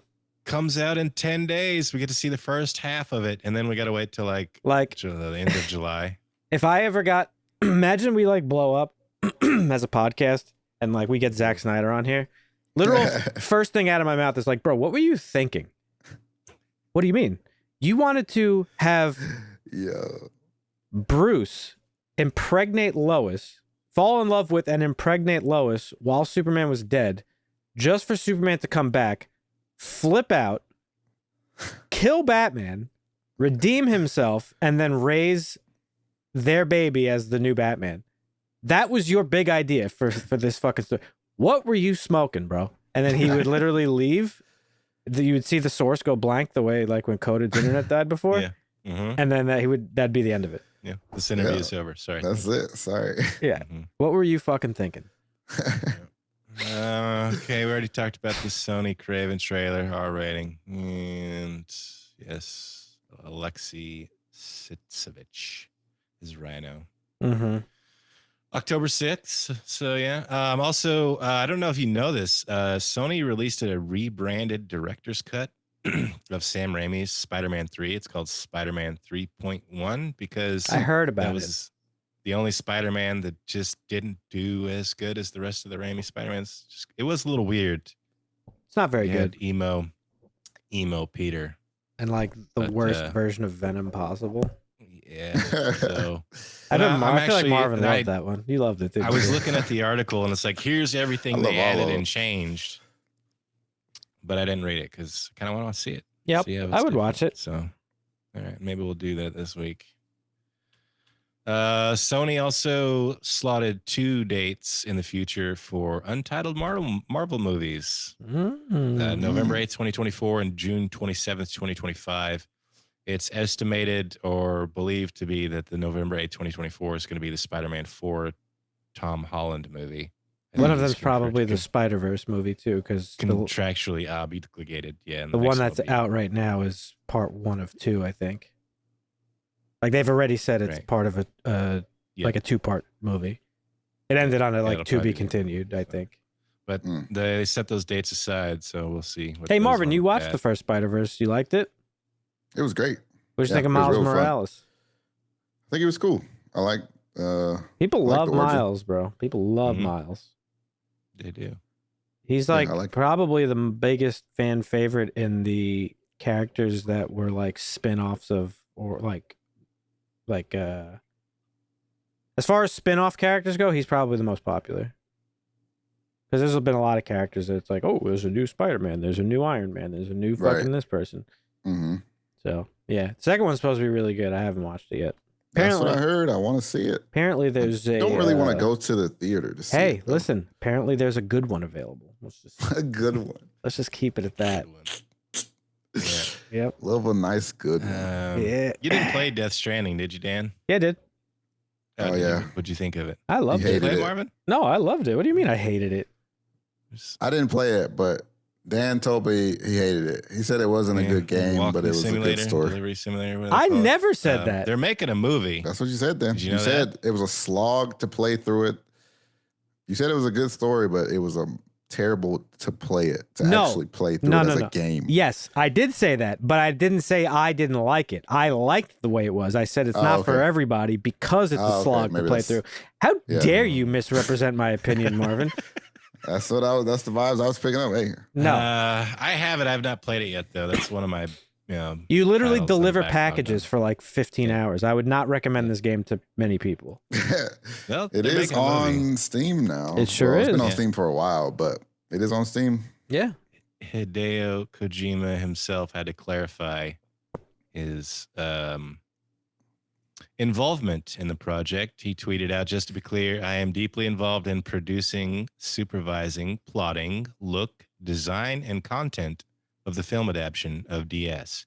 Just not in charge of directing. Who's directing it? Guillermo del Toro? That'd be sick. I don't Because he was in it. know, actually. And they're good friends. Or if it's fucking Denis Villeneuve, because they're good friends as well. He's friends with a lot of like auteur filmmakers. I think Guillermo said he's got like 1 or 2 live action movies he may want to do, and after that he's just going to animation. That's fine. I saw that, yeah. He's also really good friends with Nicholas Winding Refn. That'd be kind of interesting to see him do that. Yeah, I don't know who's tied to direct that. And then there's probably still not much known about it, but yeah, it's coming out. So yeah. And the last piece of news, Netflix had their global fan event, To Doom 2023. Yep. I think this is the first in-person one since COVID happened. It was in Brazil. I'm just going to run through some quick stuff before we get to the last piece, the titles, because we're not going to talk about everything they talked about. Rebel Moon director Zack Snyder shares behind-the-scenes look of Netflix film. Okay, yeah. Wednesday cast teases additional Addams Family member joining. Okay. Avatar: The Last Airbender. We talked about that a little bit this week. They showed some stills and pictures, photos, live action series ahead of the 2024 release. So that's still a ways away. Marvin, what did you think of those pictures? Aang looks cool. Terrible. Aang looks okay. You don't think Aang looks good? Nope. I mean, the animated series on that, was it Netflix it was on? The animated series was all right. The live action movie. Yeah, they all right. It's one of the best shows ever made, bro. What? It's all right. You guys haven't seen any anime, but there was a One Piece teaser. I saw and that looks worse somehow than the Avatar. I heard that, yeah. From One Piece fans. God. The live action movie. This Last Airbender is going to be terrible though, because the original showrunners were on board and then they left due to creative differences with Netflix executives. And I think the rumor was that Netflix wanted to make it like more mature and shit, and like have like sex and titties in it and shit. Fucking idiots. Yeah. I don't want to see Katara's titties. No, that's some Rule 34 shit, and I'm not ready for it. Squid Game season 2 casts revealed. Did you see they're doing things? Adds Linda Hamilton for the final season. Did you see they're doing an actual Squid Game reality show on Netflix? Oh yeah, I did see that too. Are people actually gonna get like murdered and shit though? That'd be fucking weird. I don't know. And then we got a Heart of Stone trailer revealed for Gal Gadot-led action spy thriller. Well, speaking of Gal Gadot, she announced that she is no longer involved in the DC as Wonder Woman. Is that part of your news? No, that was not part of it. Witcher, we got a new trailer for The Witcher as well. Yeah, so, I haven't watched it. Oh, I did watch it. But actually, I got on YouTube and I searched To Doom because I wanted to see some news about it. And I actually got the event because it's still up there. So I clicked on it and it starts off with old Chris Hemsworth. He comes out and talks. It's pretty hilarious. All the girls with the Hemsworth signs. Chris, call me. Chris, hug me. Chris, pay attention to me. But it's a fan event, so it's like a con. They bring the actors out and talk about shit. He came out and talked about Extraction 2, and he brought out the director of Extraction 2 and former stuntman, old Sam Hargrave. And they talked about it for a little while. There's some pretty interesting stuff. And then Chris Hemsworth confirmed that Extraction 3 is definitely happening. So we are going to get some more of Tyler Rake. Yay. But yeah, some interesting stuff that they talked about that we'll talk about in our review. Oh, sorry. Go ahead. Is that the segue? Yep. Nice. Always with the good segues. What rule did you just say, Marvin? Rule what? 34. 34. What does that You mean? never heard of that? No. Oh, yeah. You're about to be in for a surprise. Oh, if it exists, there's porn of it. Okay. Yes. Yeah, that's fair. Real quick. So the story about Gal Gadot is that she feels empowered to start developing stories after Wonder Woman 3 cancellation. Yeah. So yeah, she's not really interested, I don't think. I think it's kind of over for that. Good. She's a terrible actor and she sucks as Wonder Woman. So anyway, moving on to the review of the day, Extraction 2. Or Tarkov the movie, Escape from Tarkov the movie. Basically. Yeah, pretty much. This is starring Chris Hemsworth as Tyler Rake. What a name, Rake. Yeah. Rake. Oh, yeah. That's what Idris said, Rake. What a good name to say. Yeah, that's what Idris said. Yeah, our boy Idris Elba's in this movie for a good old fucking 30 seconds. He's actually not even credited in like the top credits of this movie. We got Yaz Khan and Nick Khan as his teammates. Adam and I'm sorry, those are the characters. I'm an idiot. Adam Bessa and Golshifteh Farahani are the actor and actress. Nailed it.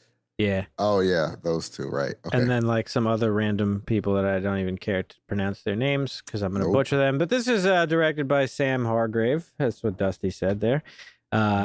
And, you know, cool that he's like directing stuff because he was the stunt coordinator for a lot of the Marvel movies, the Avengers films, Deadpool, Thor. Like he's worked with Marvel, Atomic Blonde. He was on the fight choreography team, Suicide Squad. Right. So it's cool to see him directing an action movie.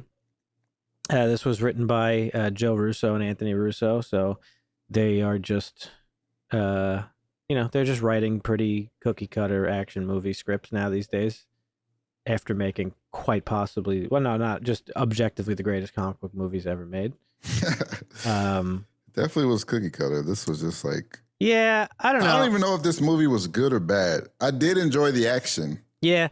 This is one of those movies. I was not very invested. Yeah. I mean, that's what this movie is, though. The synopsis is pretty simple. Like you do get a little backstory of it, but it's basically just, I'm waking up. They have a job for me. Might as well. The first movie, though, is pretty good by action movie standards. Which the first one's rated less than this one somehow.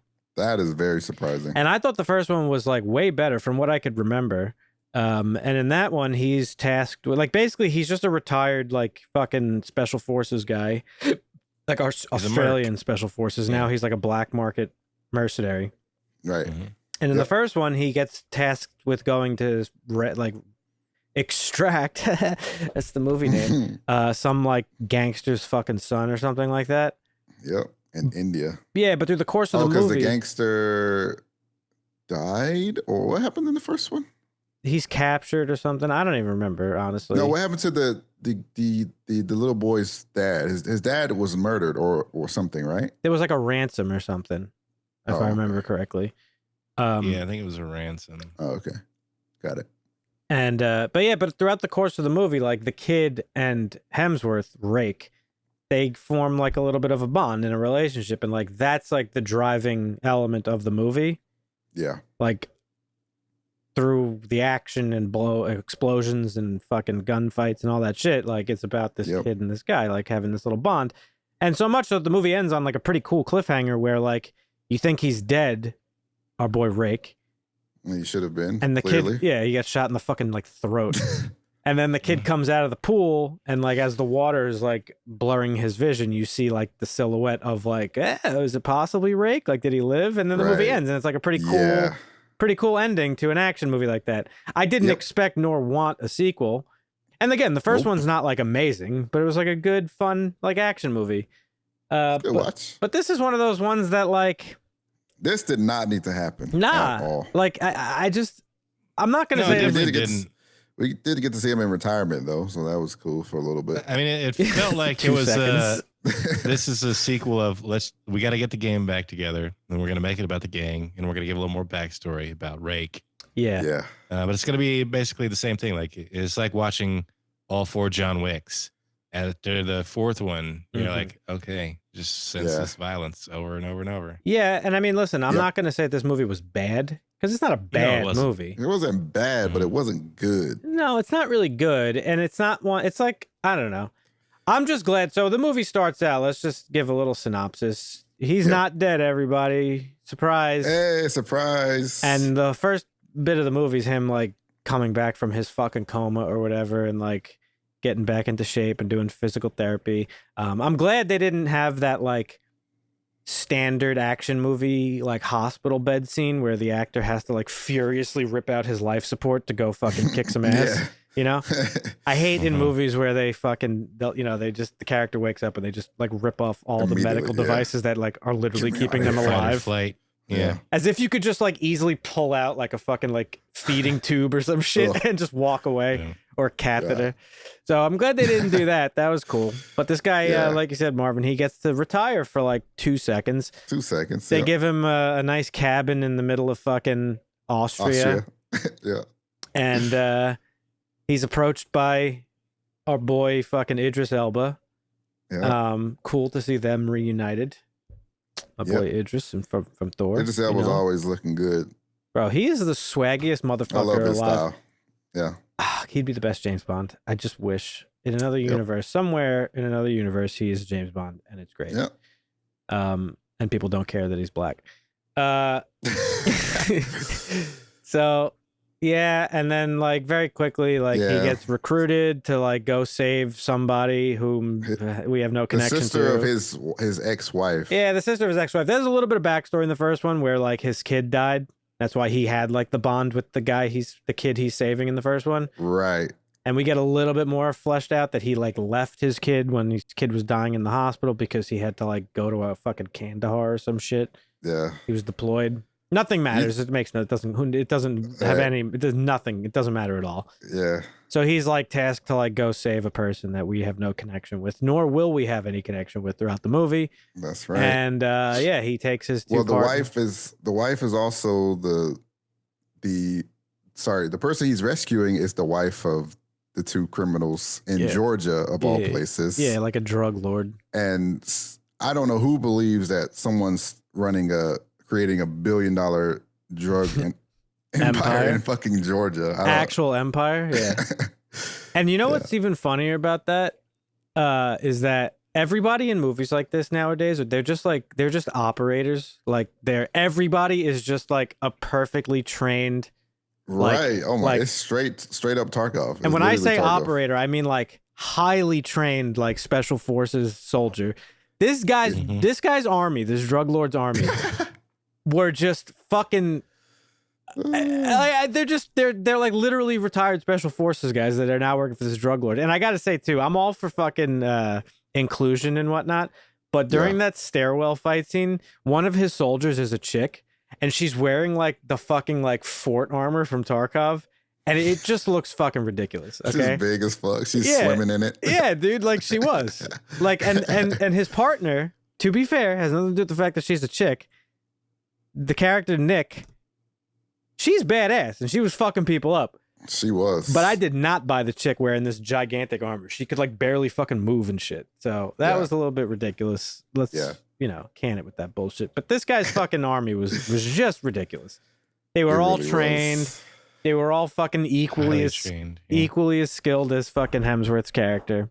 And the police are always super not trained or anything. They just exist to get blown up by RPGs. It's just they're literally just NPCs that just drive at the enemies and get shot or blown up.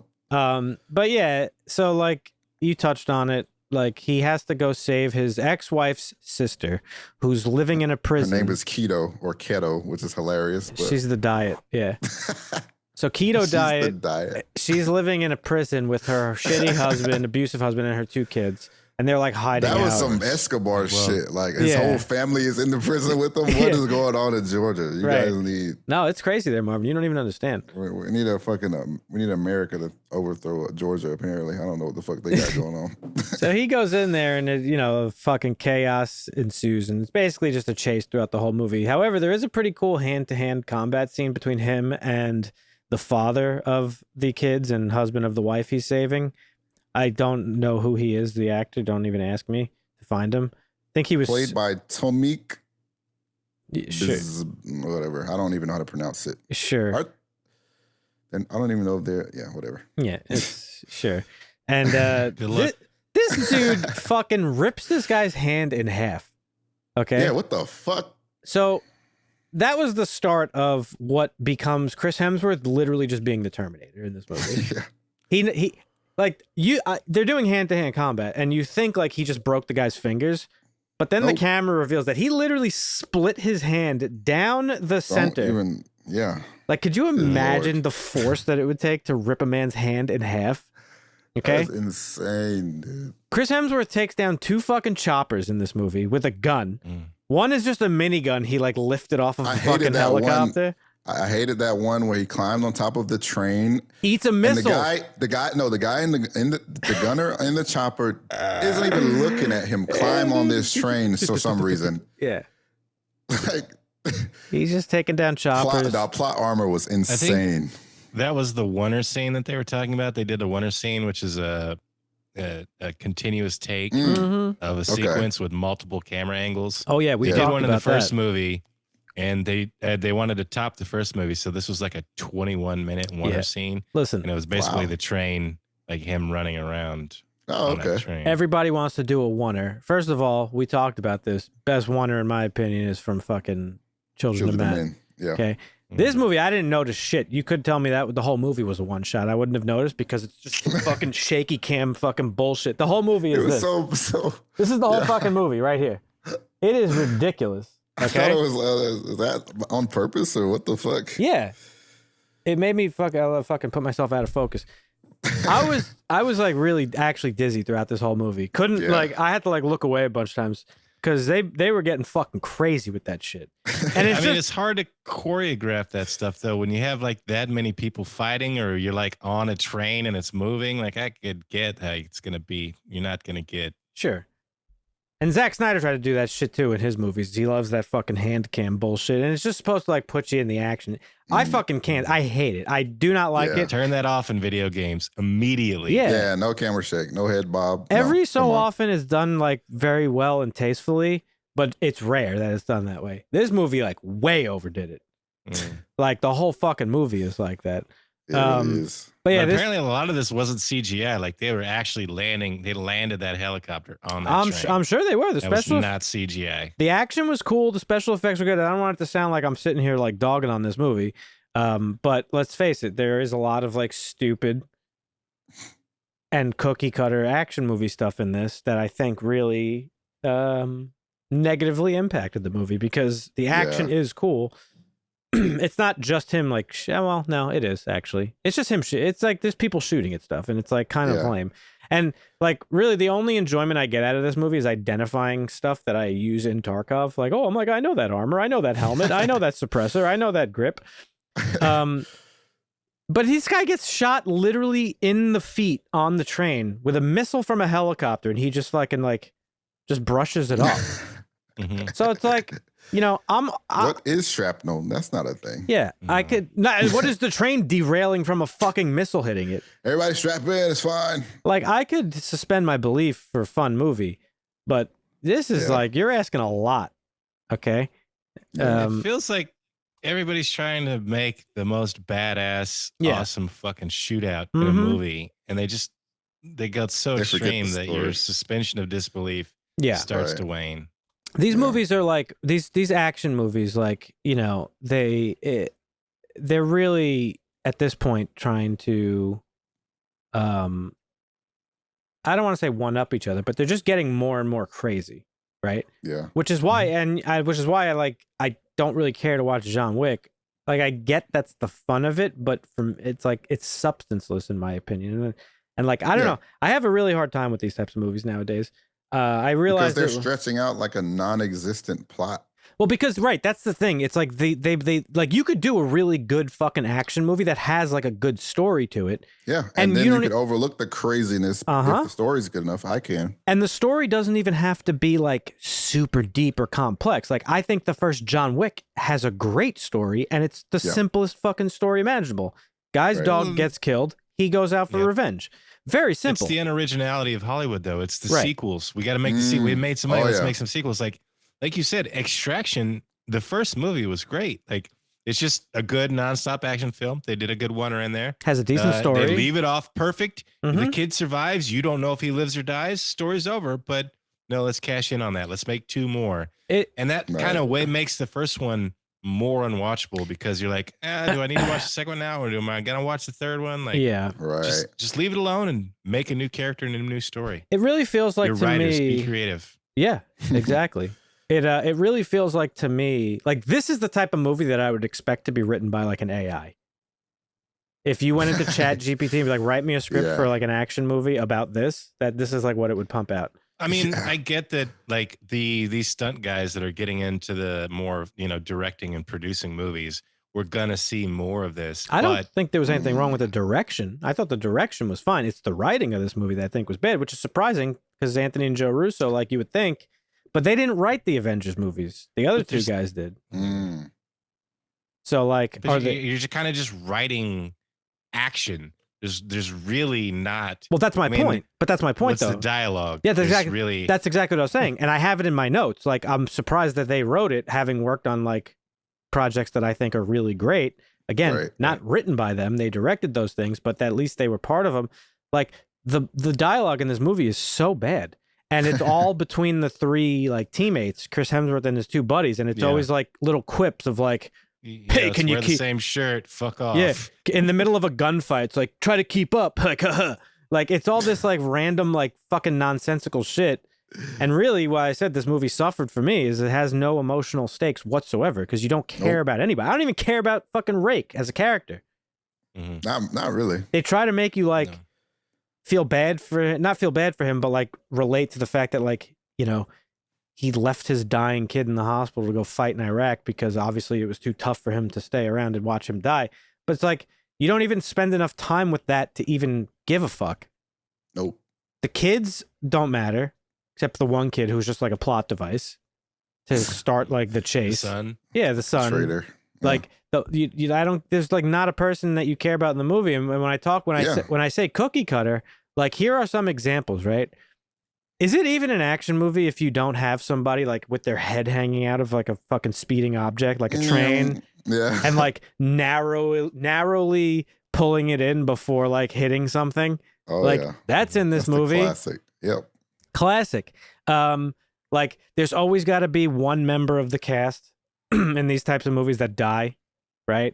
Because but to make it worse, it was someone that no one cared about. That's what I'm saying. If you didn't care about Rake, you definitely didn't care about. No. Well, I don't even know what his name was. Yep, you wouldn't. It's Zaz Khan. Yaz Khan, the brother. Yes. But they try to make you feel bad for the sister because she cries. You kind of get backstory on her, like that was some overacting when she was crying because of his death. Have I ever seen it? You always have these deaths in these types of movies, and it's always like you said, it's a character that you kind of like maybe like a little bit, but it's purely because they've been on screen for a majority of the movie.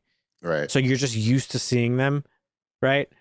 And then like but they're mostly inconsequential characters, like you said, and it's like this like really just like oh, that guy's dead. Who cares? It's just like a really low effort way of trying to like deliver some sort of emotional beat to a story that has none. And it's like, dare to be different, I say. Fucking make everybody live in an action movie. Like, why does somebody have to die, really? You know what I mean? Right. So I was okay with the ending of this movie until the movie turned into the plot for fucking Suicide Squad. And now I hate the series. I don't even remember. Why does everything have to be set up for another movie? Oh, Can we get some closure? Nope. For once? Nope. No, it's got to be one. Well, like, why is it turning into Suicide Squad? That's where this one failed because they wanted, like, they left the first one on a cliffhanger, like, is he dead? Is he alive? And then they say, okay, he's alive. Yeah. And then they announce, like, they're like, okay, we're already making 3, so apparently I obviously lived through 2. Fuck yourself with that spoiler. Well, that's nothing new, right? Like, even movies from, like, the 80s, action movies, like, you know, there's sometimes they ended on cliffhangers and stuff like that, but... Yeah, that's true. But I think, and one of the problems, I think, with today's movies, you know, we're always talking about, like, why'd the Flash fail? It's like, you know, you're saying people are sick of, like, formulaic fucking cookie-cutter movies. But I think one of the biggest issues that affects movies these days, and it's not just, I mean, it's mostly action movies, and one of the reasons why I don't entirely disagree with, like, Martin Scorsese or Quentin Tarantino when they shit on, like, Marvel movies, most recently done by our boy Oliver Stone. He said he watched John Wick on the plane and it was disgusting. He hated it. So he's the latest person on the list of people who don't like Marvel movies. But the thing that they're saying, not eloquently, and that I agree with, is that a lot of these films are made with the intention of the next thing. It's never just like, this is what we just made this thing. Yep. It's one of the reasons why the early Marvel movies were so good, because they thought they were just on borrowed time. They didn't think that Iron Man was going to be a success. So they just made a movie. Okay. Right. Yeah. But I think now in the digital age, if I could be a boomer for a second, like, everything is being, especially stuff that's made for Netflix specifically, like, you know that Netflix is like, yeah, we're going to, like, we want you to pump these things out for us. If they do well, you're making fucking 8 of them. Right. So yeah, all these movies are written literally with the intent of, like, well, if it's a hit, we got to leave it open for the next movie just in case. So that's definitely part of it. But really, for me, it's just movies like this just have the shallowest, most basic emotional stakes. And, you know, the emotion in a movie like this, and whatever little bit there is of, like, his wife and kid, or the fucking, even the kids that he's rescuing, like, there's a little bit there where it's like, oh, fuck, my dad's a piece of shit, and, like, whatever. Right. Or the brother dying. Those things don't work because you don't get to know the characters. Like, this movie is just one crazy escalation after the next. And basically every bad thing that could possibly happen in the movie does happen. You know, the fucking train brakes go out, the car flips, and it's like, it's always just to progress to the next escalation. Oh, we're fighting in a fucking prison. Now we're fighting in a fucking car chase. Now we're in a fucking train sequence. Now we're in a fucking factory. Now we're in a skyrise. Like, now we're in hell. It's just like one after the other. And this movie just doesn't give you a fucking goddamn second to breathe. So when the emotional bits happen, they're just, like, very empty. And then the last thing I'll say on that, and I'll let you guys say what you got to say, but the movie then fucking slams on the fucking brakes at one point to give you emotion where you think the movie's over, which is when he's back at the cabin and his wife comes. His wife, yeah. And it's like a slow fucking... There's an extra 30 minutes in this movie that, like, does not need to exist whatsoever. And it starts at that moment where he's back at the cabin, and then he goes back for, like, the final boss fight or whatever. That was so stupid. Like, why is this movie 2.5 hours? Like, why? That's so fucking long for a movie like this. It just doesn't have to be that long. So, like, the time to do the emotional stuff is long gone, dude. You just derailed the fucking pace of the movie. Yeah. So, could have been a 90-minute. Yeah. Hour and 30 minutes is, for a movie like this, perfect. Yep. Get in and out. Yeah, I felt zero empathy for any of the characters, even Rake himself. Same. I was like, okay, this is going to be 2 hours of just nonstop escalating action. They're going to keep walking and moving because it's extraction. You're not going to get to extraction till the end. Right. So, yeah. It's just, and I kind of tuned in and out a couple of times, but there was some good choreographed fight scenes, I thought. Yeah. Apparently that oneer actually started from the prison break up until, so it starts at the prison break, turns into the riot brawl, transitions to the wild car chase, and finally the showdown involving the train and the helicopter. So all of that was the oneer. And listen, Jesus. Again, I'm not trying to, I know it seems like we're shitting on this movie. I didn't think it was that bad. These are all things, like, criticisms that I think had they been done properly, the movie could have been, like, a really compelling action movie, right? I mean, it's a mindless action flick with no story. Yeah. and I'm like I'm kind of just like over that though. You know, I will say the sound design was really cool. This is the first movie I told you guys, I think a week or two ago, I got a new receiver for my surround sound. Oh, nice. This is the first movie I watched on my surround sound since getting the new receiver. That shit was fucking pumping. It was like a war zone down here. Yeah, I bet. Nice. So the sound design was fucking cool. Yeah. Though it might be, might have to like tweak some stuff, but the dialogue was a little bit low at parts. Did you guys notice any of that? Where you watched it? No, it was just low. Oh, okay. I mean, I had subtitles on, so I just reading. I had to, otherwise I would have. So the dialogue was low. It wasn't just me. For me, it was low too. Okay, so that's interesting. But yeah, I mean, it's just like, I don't know. I don't have like space for movies like this anymore. They just kind of like, they're like a waste of time to me. Cause like, I'm going to forget I watched this movie like tomorrow. I'm going to wake up and literally forget that I watched this movie. Making a sequel of Extraction ruins the first movie. I didn't think the first one was amazing, but it was good. Yeah. I do remember it being good. I remember that one. I was surprised by it. Like I might go back and watch it. Yeah. But after having Extraction 2 and then now 3 after that, you're like, fuck that franchise. I don't care. I'll never watch that again. These are just like, I don't know. I think it's like the Netflix thing. Like there is something to say for like Hollywood is in shambles right now. Because unless you're making a fucking big budget Marvel movie, like chances are you're not really fucking making a ton of money. Like I know fucking Mario did fucking great, and I know Into the Spider-Verse may do, but like those are fucking, at least right now, I think pretty what's the word I'm looking for? You're talking about some of the biggest IPs. Yeah, they're anomalies in terms of theaters, but like I don't know what's gonna, like my buddy George told me he went to see something in theaters and he was like, oh, it was packed, and it wasn't like an action, it was like, I don't know what movie it was, something I didn't hear of, like maybe it was like an indie film, I don't know what it was, but like, you know, and like so there is some argument to be made that like, but I don't think it's like Marvel movies that are ruining Hollywood. Like they didn't, like it's not their fault that people like that shit, right? Yeah. It's something they're doing. They're not like fucking putting crack in fucking water to get people to drink their like I don't think that's what they're doing, and that's how Martin Scorsese and like Tarantino make it sound. Mm-hmm. I do think those, and I think a lot of the Marvel movies are written well and they're good, and they're like there's perfectly good reasons why they're so popular.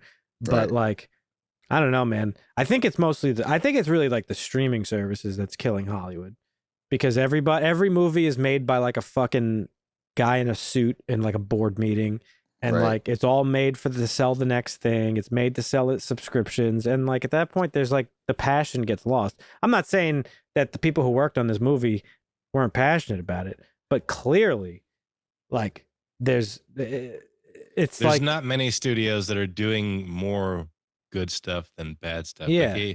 Like Apple TV has been putting out some bangers. They've got some good shows. Oh, They've got some they good do, original for sure. stuff. Apple TV, yeah. Amazon has a few good original shows, but some of it is kind of mundane and boring. Apple's the bar right now. The biggest throw shit at the wall and hope it sticks company out there. Yeah.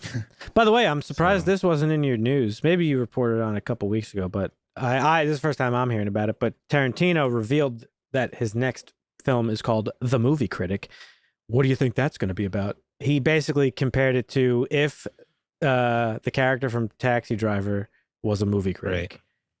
So I saw it. I don't think I talked about it because it was just like the title and yeah, it's probably good. Tarantino. But based on his recent opinions on Marvel films and stuff, I bet you this movie's going to be like a pretentious, fucking arrogant, like narrative about the current state of film where somebody in the movie says the N-word 400 times. I'm curious how he's gonna squeeze that in. Oh, he'll squeeze it in, don't you worry. He'll figure it out. He'll figure it out. That's his fucking wheelhouse is the N-word. Oh yeah. He's a professional. Yeah. He's a professional user. But yeah, I don't know. Like again, it wasn't a bad movie. It's pretty like fun if you like watching people get shot constantly. It's mid. It's really mid. Dusty, when you watch movies like this, and I'm not saying this to make fun of you or anything, you're a gun enthusiast. Do movies like this, like, did they have like an ad? Like, do you like them maybe a little bit more than somebody like me would? Because I don't give a fuck about guns. I don't think guns are really that cool. Like, yeah, sure, they're cool for like a second or two, but when you see the proper usage in a movie, it makes you kind of not hate it. Like you're like, okay, that's how you would do that. Yeah. But then you get to other scenes where you're like, okay, a rocket just blew up 2 feet in front of him. Right. And the shrapnel didn't cut him in half. So Speaking of gun usage, one of the quintessential action movie things where guns are heavily involved is you always have to have a motherfucker that like goes into a room and is like at the ceiling and shit. It's like, I mean, so they were getting it fucking wrong stupid. for a long time though. Like it's they call it the teacup where you just fucking. Oh yeah, you like, hate that shit. That is fucking. That is not how you hold a Right. firearm. What You is it? The don't do wrist? that. No, What'd you guys think about the big ass? basically, Oh okay. Go ahead, Yeah. sorry. You're not doing this. You're doing this. I see. Right. What'd you guys think about the big ass dude with the fucking machine gun? Well, Which one? The big The you know, big I guy that recognize died this in the guy pool. because this guy, I went down a rabbit hole one all right, time on hit him YouTube. again. Was it the one that fell in the pool? Yes, Who could like he's a barely fucking- walk? Yeah. Yes, he's a fucking professional arm wrestler. Oh, is he? He won like 7 times in a row some arm wrestling championship, and I He looks recognize like him. he looks like he could be.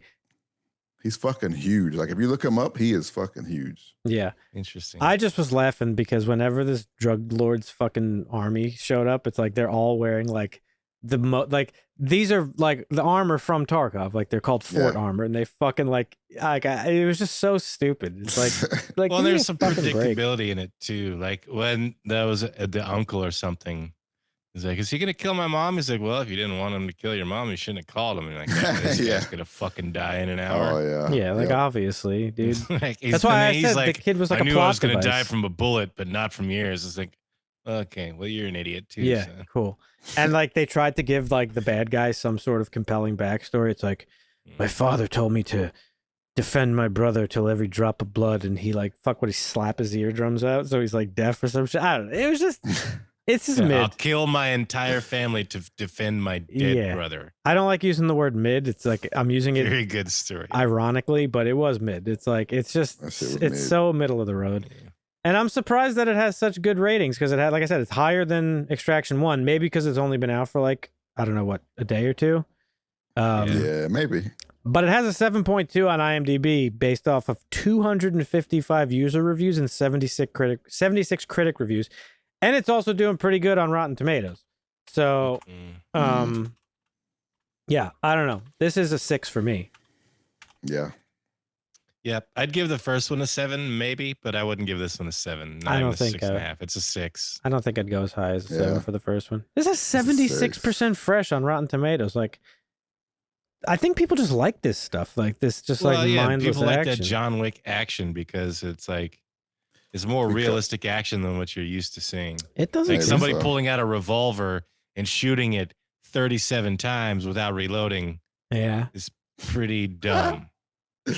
Yeah, I don't know. These movies just don't do it for me anymore. These types of movies. Yeah. Like I need They're starting to wane. I like action movies, but I need some story. I need some plot. I need some fucking I need somebody to give a shit about. Like Right. in any genre, like how could you enjoy something if you don't care about any of the characters in it? Well, then there needs to be risk. Like it doesn't feel like in a lot of these action movies, there's a lot of like, all right, this guy's gonna battle his way through fucking 150 men. Right. We're about that guy 30, so I'm gonna take a piss break real quick. And just you're gonna see the same shit for an hour and a half. You know, and 2 just real hours. quick, like we talked about the Flash for a little bit earlier, like, but that was like, you know, the biggest problem I think with that movie, for me and probably for a lot of other people, maybe why the people didn't go see it, is that I think people know that this is like that the where it comes from, the Zack Snyder verse is over. So there's really no emotional stakes there for the Flash at this Right. point. Like, however, I think having seen it within the story itself, there is emotional stuff there that's really good and compelling, and it makes you care about the Flash as a human being and as a character. And his character arc, that's important too. You have to have a character arc. What is fucking Mr. Rake's character arc in these movies? He gets shot a lot and stabbed a lot. Yeah. Healing and getting injured again is his character arc. It's like it just goes up and down. He's Wolverine. Yeah. So I don't know. You need those things in a movie, any genre, to be compelling and interesting. And I don't know, these just streamer exclusive action movies are not it for me anymore. Nope. It's too generic. Yep. Yeah. So you gave it a 6.2, Marvin? I agree with the 6. Yeah. 6 is across the board. 6 is across the board. 666. Would Yep. Hail Satan. That's right. Would never watch this movie again ever. You don't have to. There's no reason to. I know. There's no reason to. No.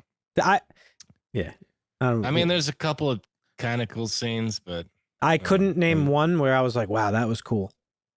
Like in terms of action. Like the action if was, you like go back and you're like, okay, they actually landed that helicopter on that train. Yeah, it's whatever. You want to appreciate some of the stunts.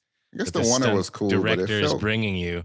That's really the only reason it's just to enjoy some of the stunts. I thought they it was are insane. Right. I thought it was hilarious that near the finale, he's like literally shooting people with a grenade launcher. I thought that was kind of funny. Oh my God. Yeah. Yeah, you know what? And also too, like, I get that Chris Hemsworth wants to be like an action star, or people want him to be an action star, but like, he's really funny. Yeah. Which is why I think, I appreciate the more comedic side of Thor. Ed fucking hates that shit. Right. He hates it.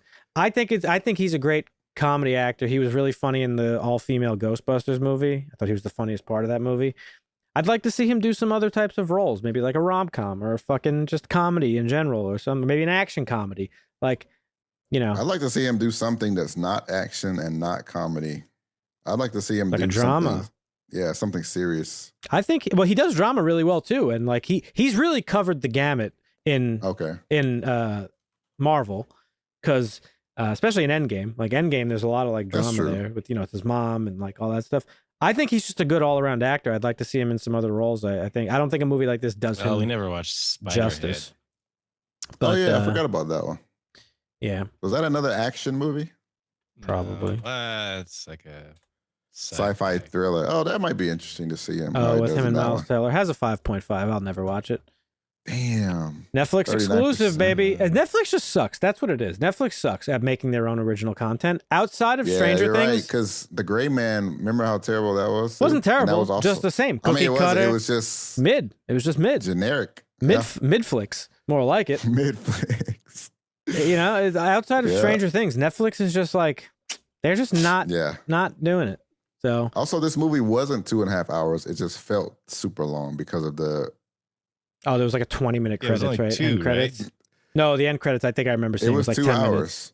It was like 10. No, it was definitely over 2 hours. No, it wasn't. Are you sure? The movie stopped at like 1 hour and 50 minutes. Really? Yeah. Well, it still felt mad long. It felt longer than it was. Yeah, for sure. I agree. Anyhow, there you have it, folks. There's our thoughts on. I almost said Spiderhead. There's our thoughts on Extraction 2. Thoughts on The Gray Man. Let us know if you watch this movie. What you think of it? Are you like an action person who likes to just kind of toss on something mindless on Netflix and watch it? Maybe you liked it. I don't know. Let us know in the comments. If you saw The Flash, I'd really be interested in knowing what you thought about that. Tell us about The Flash. Whether you liked it or hated it. If you're a Zack Snyder fucking acolyte, go fuck yourself. We'll be back here next week with this month's Make Marvin Watch. Dun, hey, dun, dun. Let's go. So join us. What's that? Is it my turn? No, it's mine. Is it your turn? It's mine. Little Children is the film. Casablanca. So join us next week. Oh, God. Thank you for watching, and we'll catch you then. See you. Costa.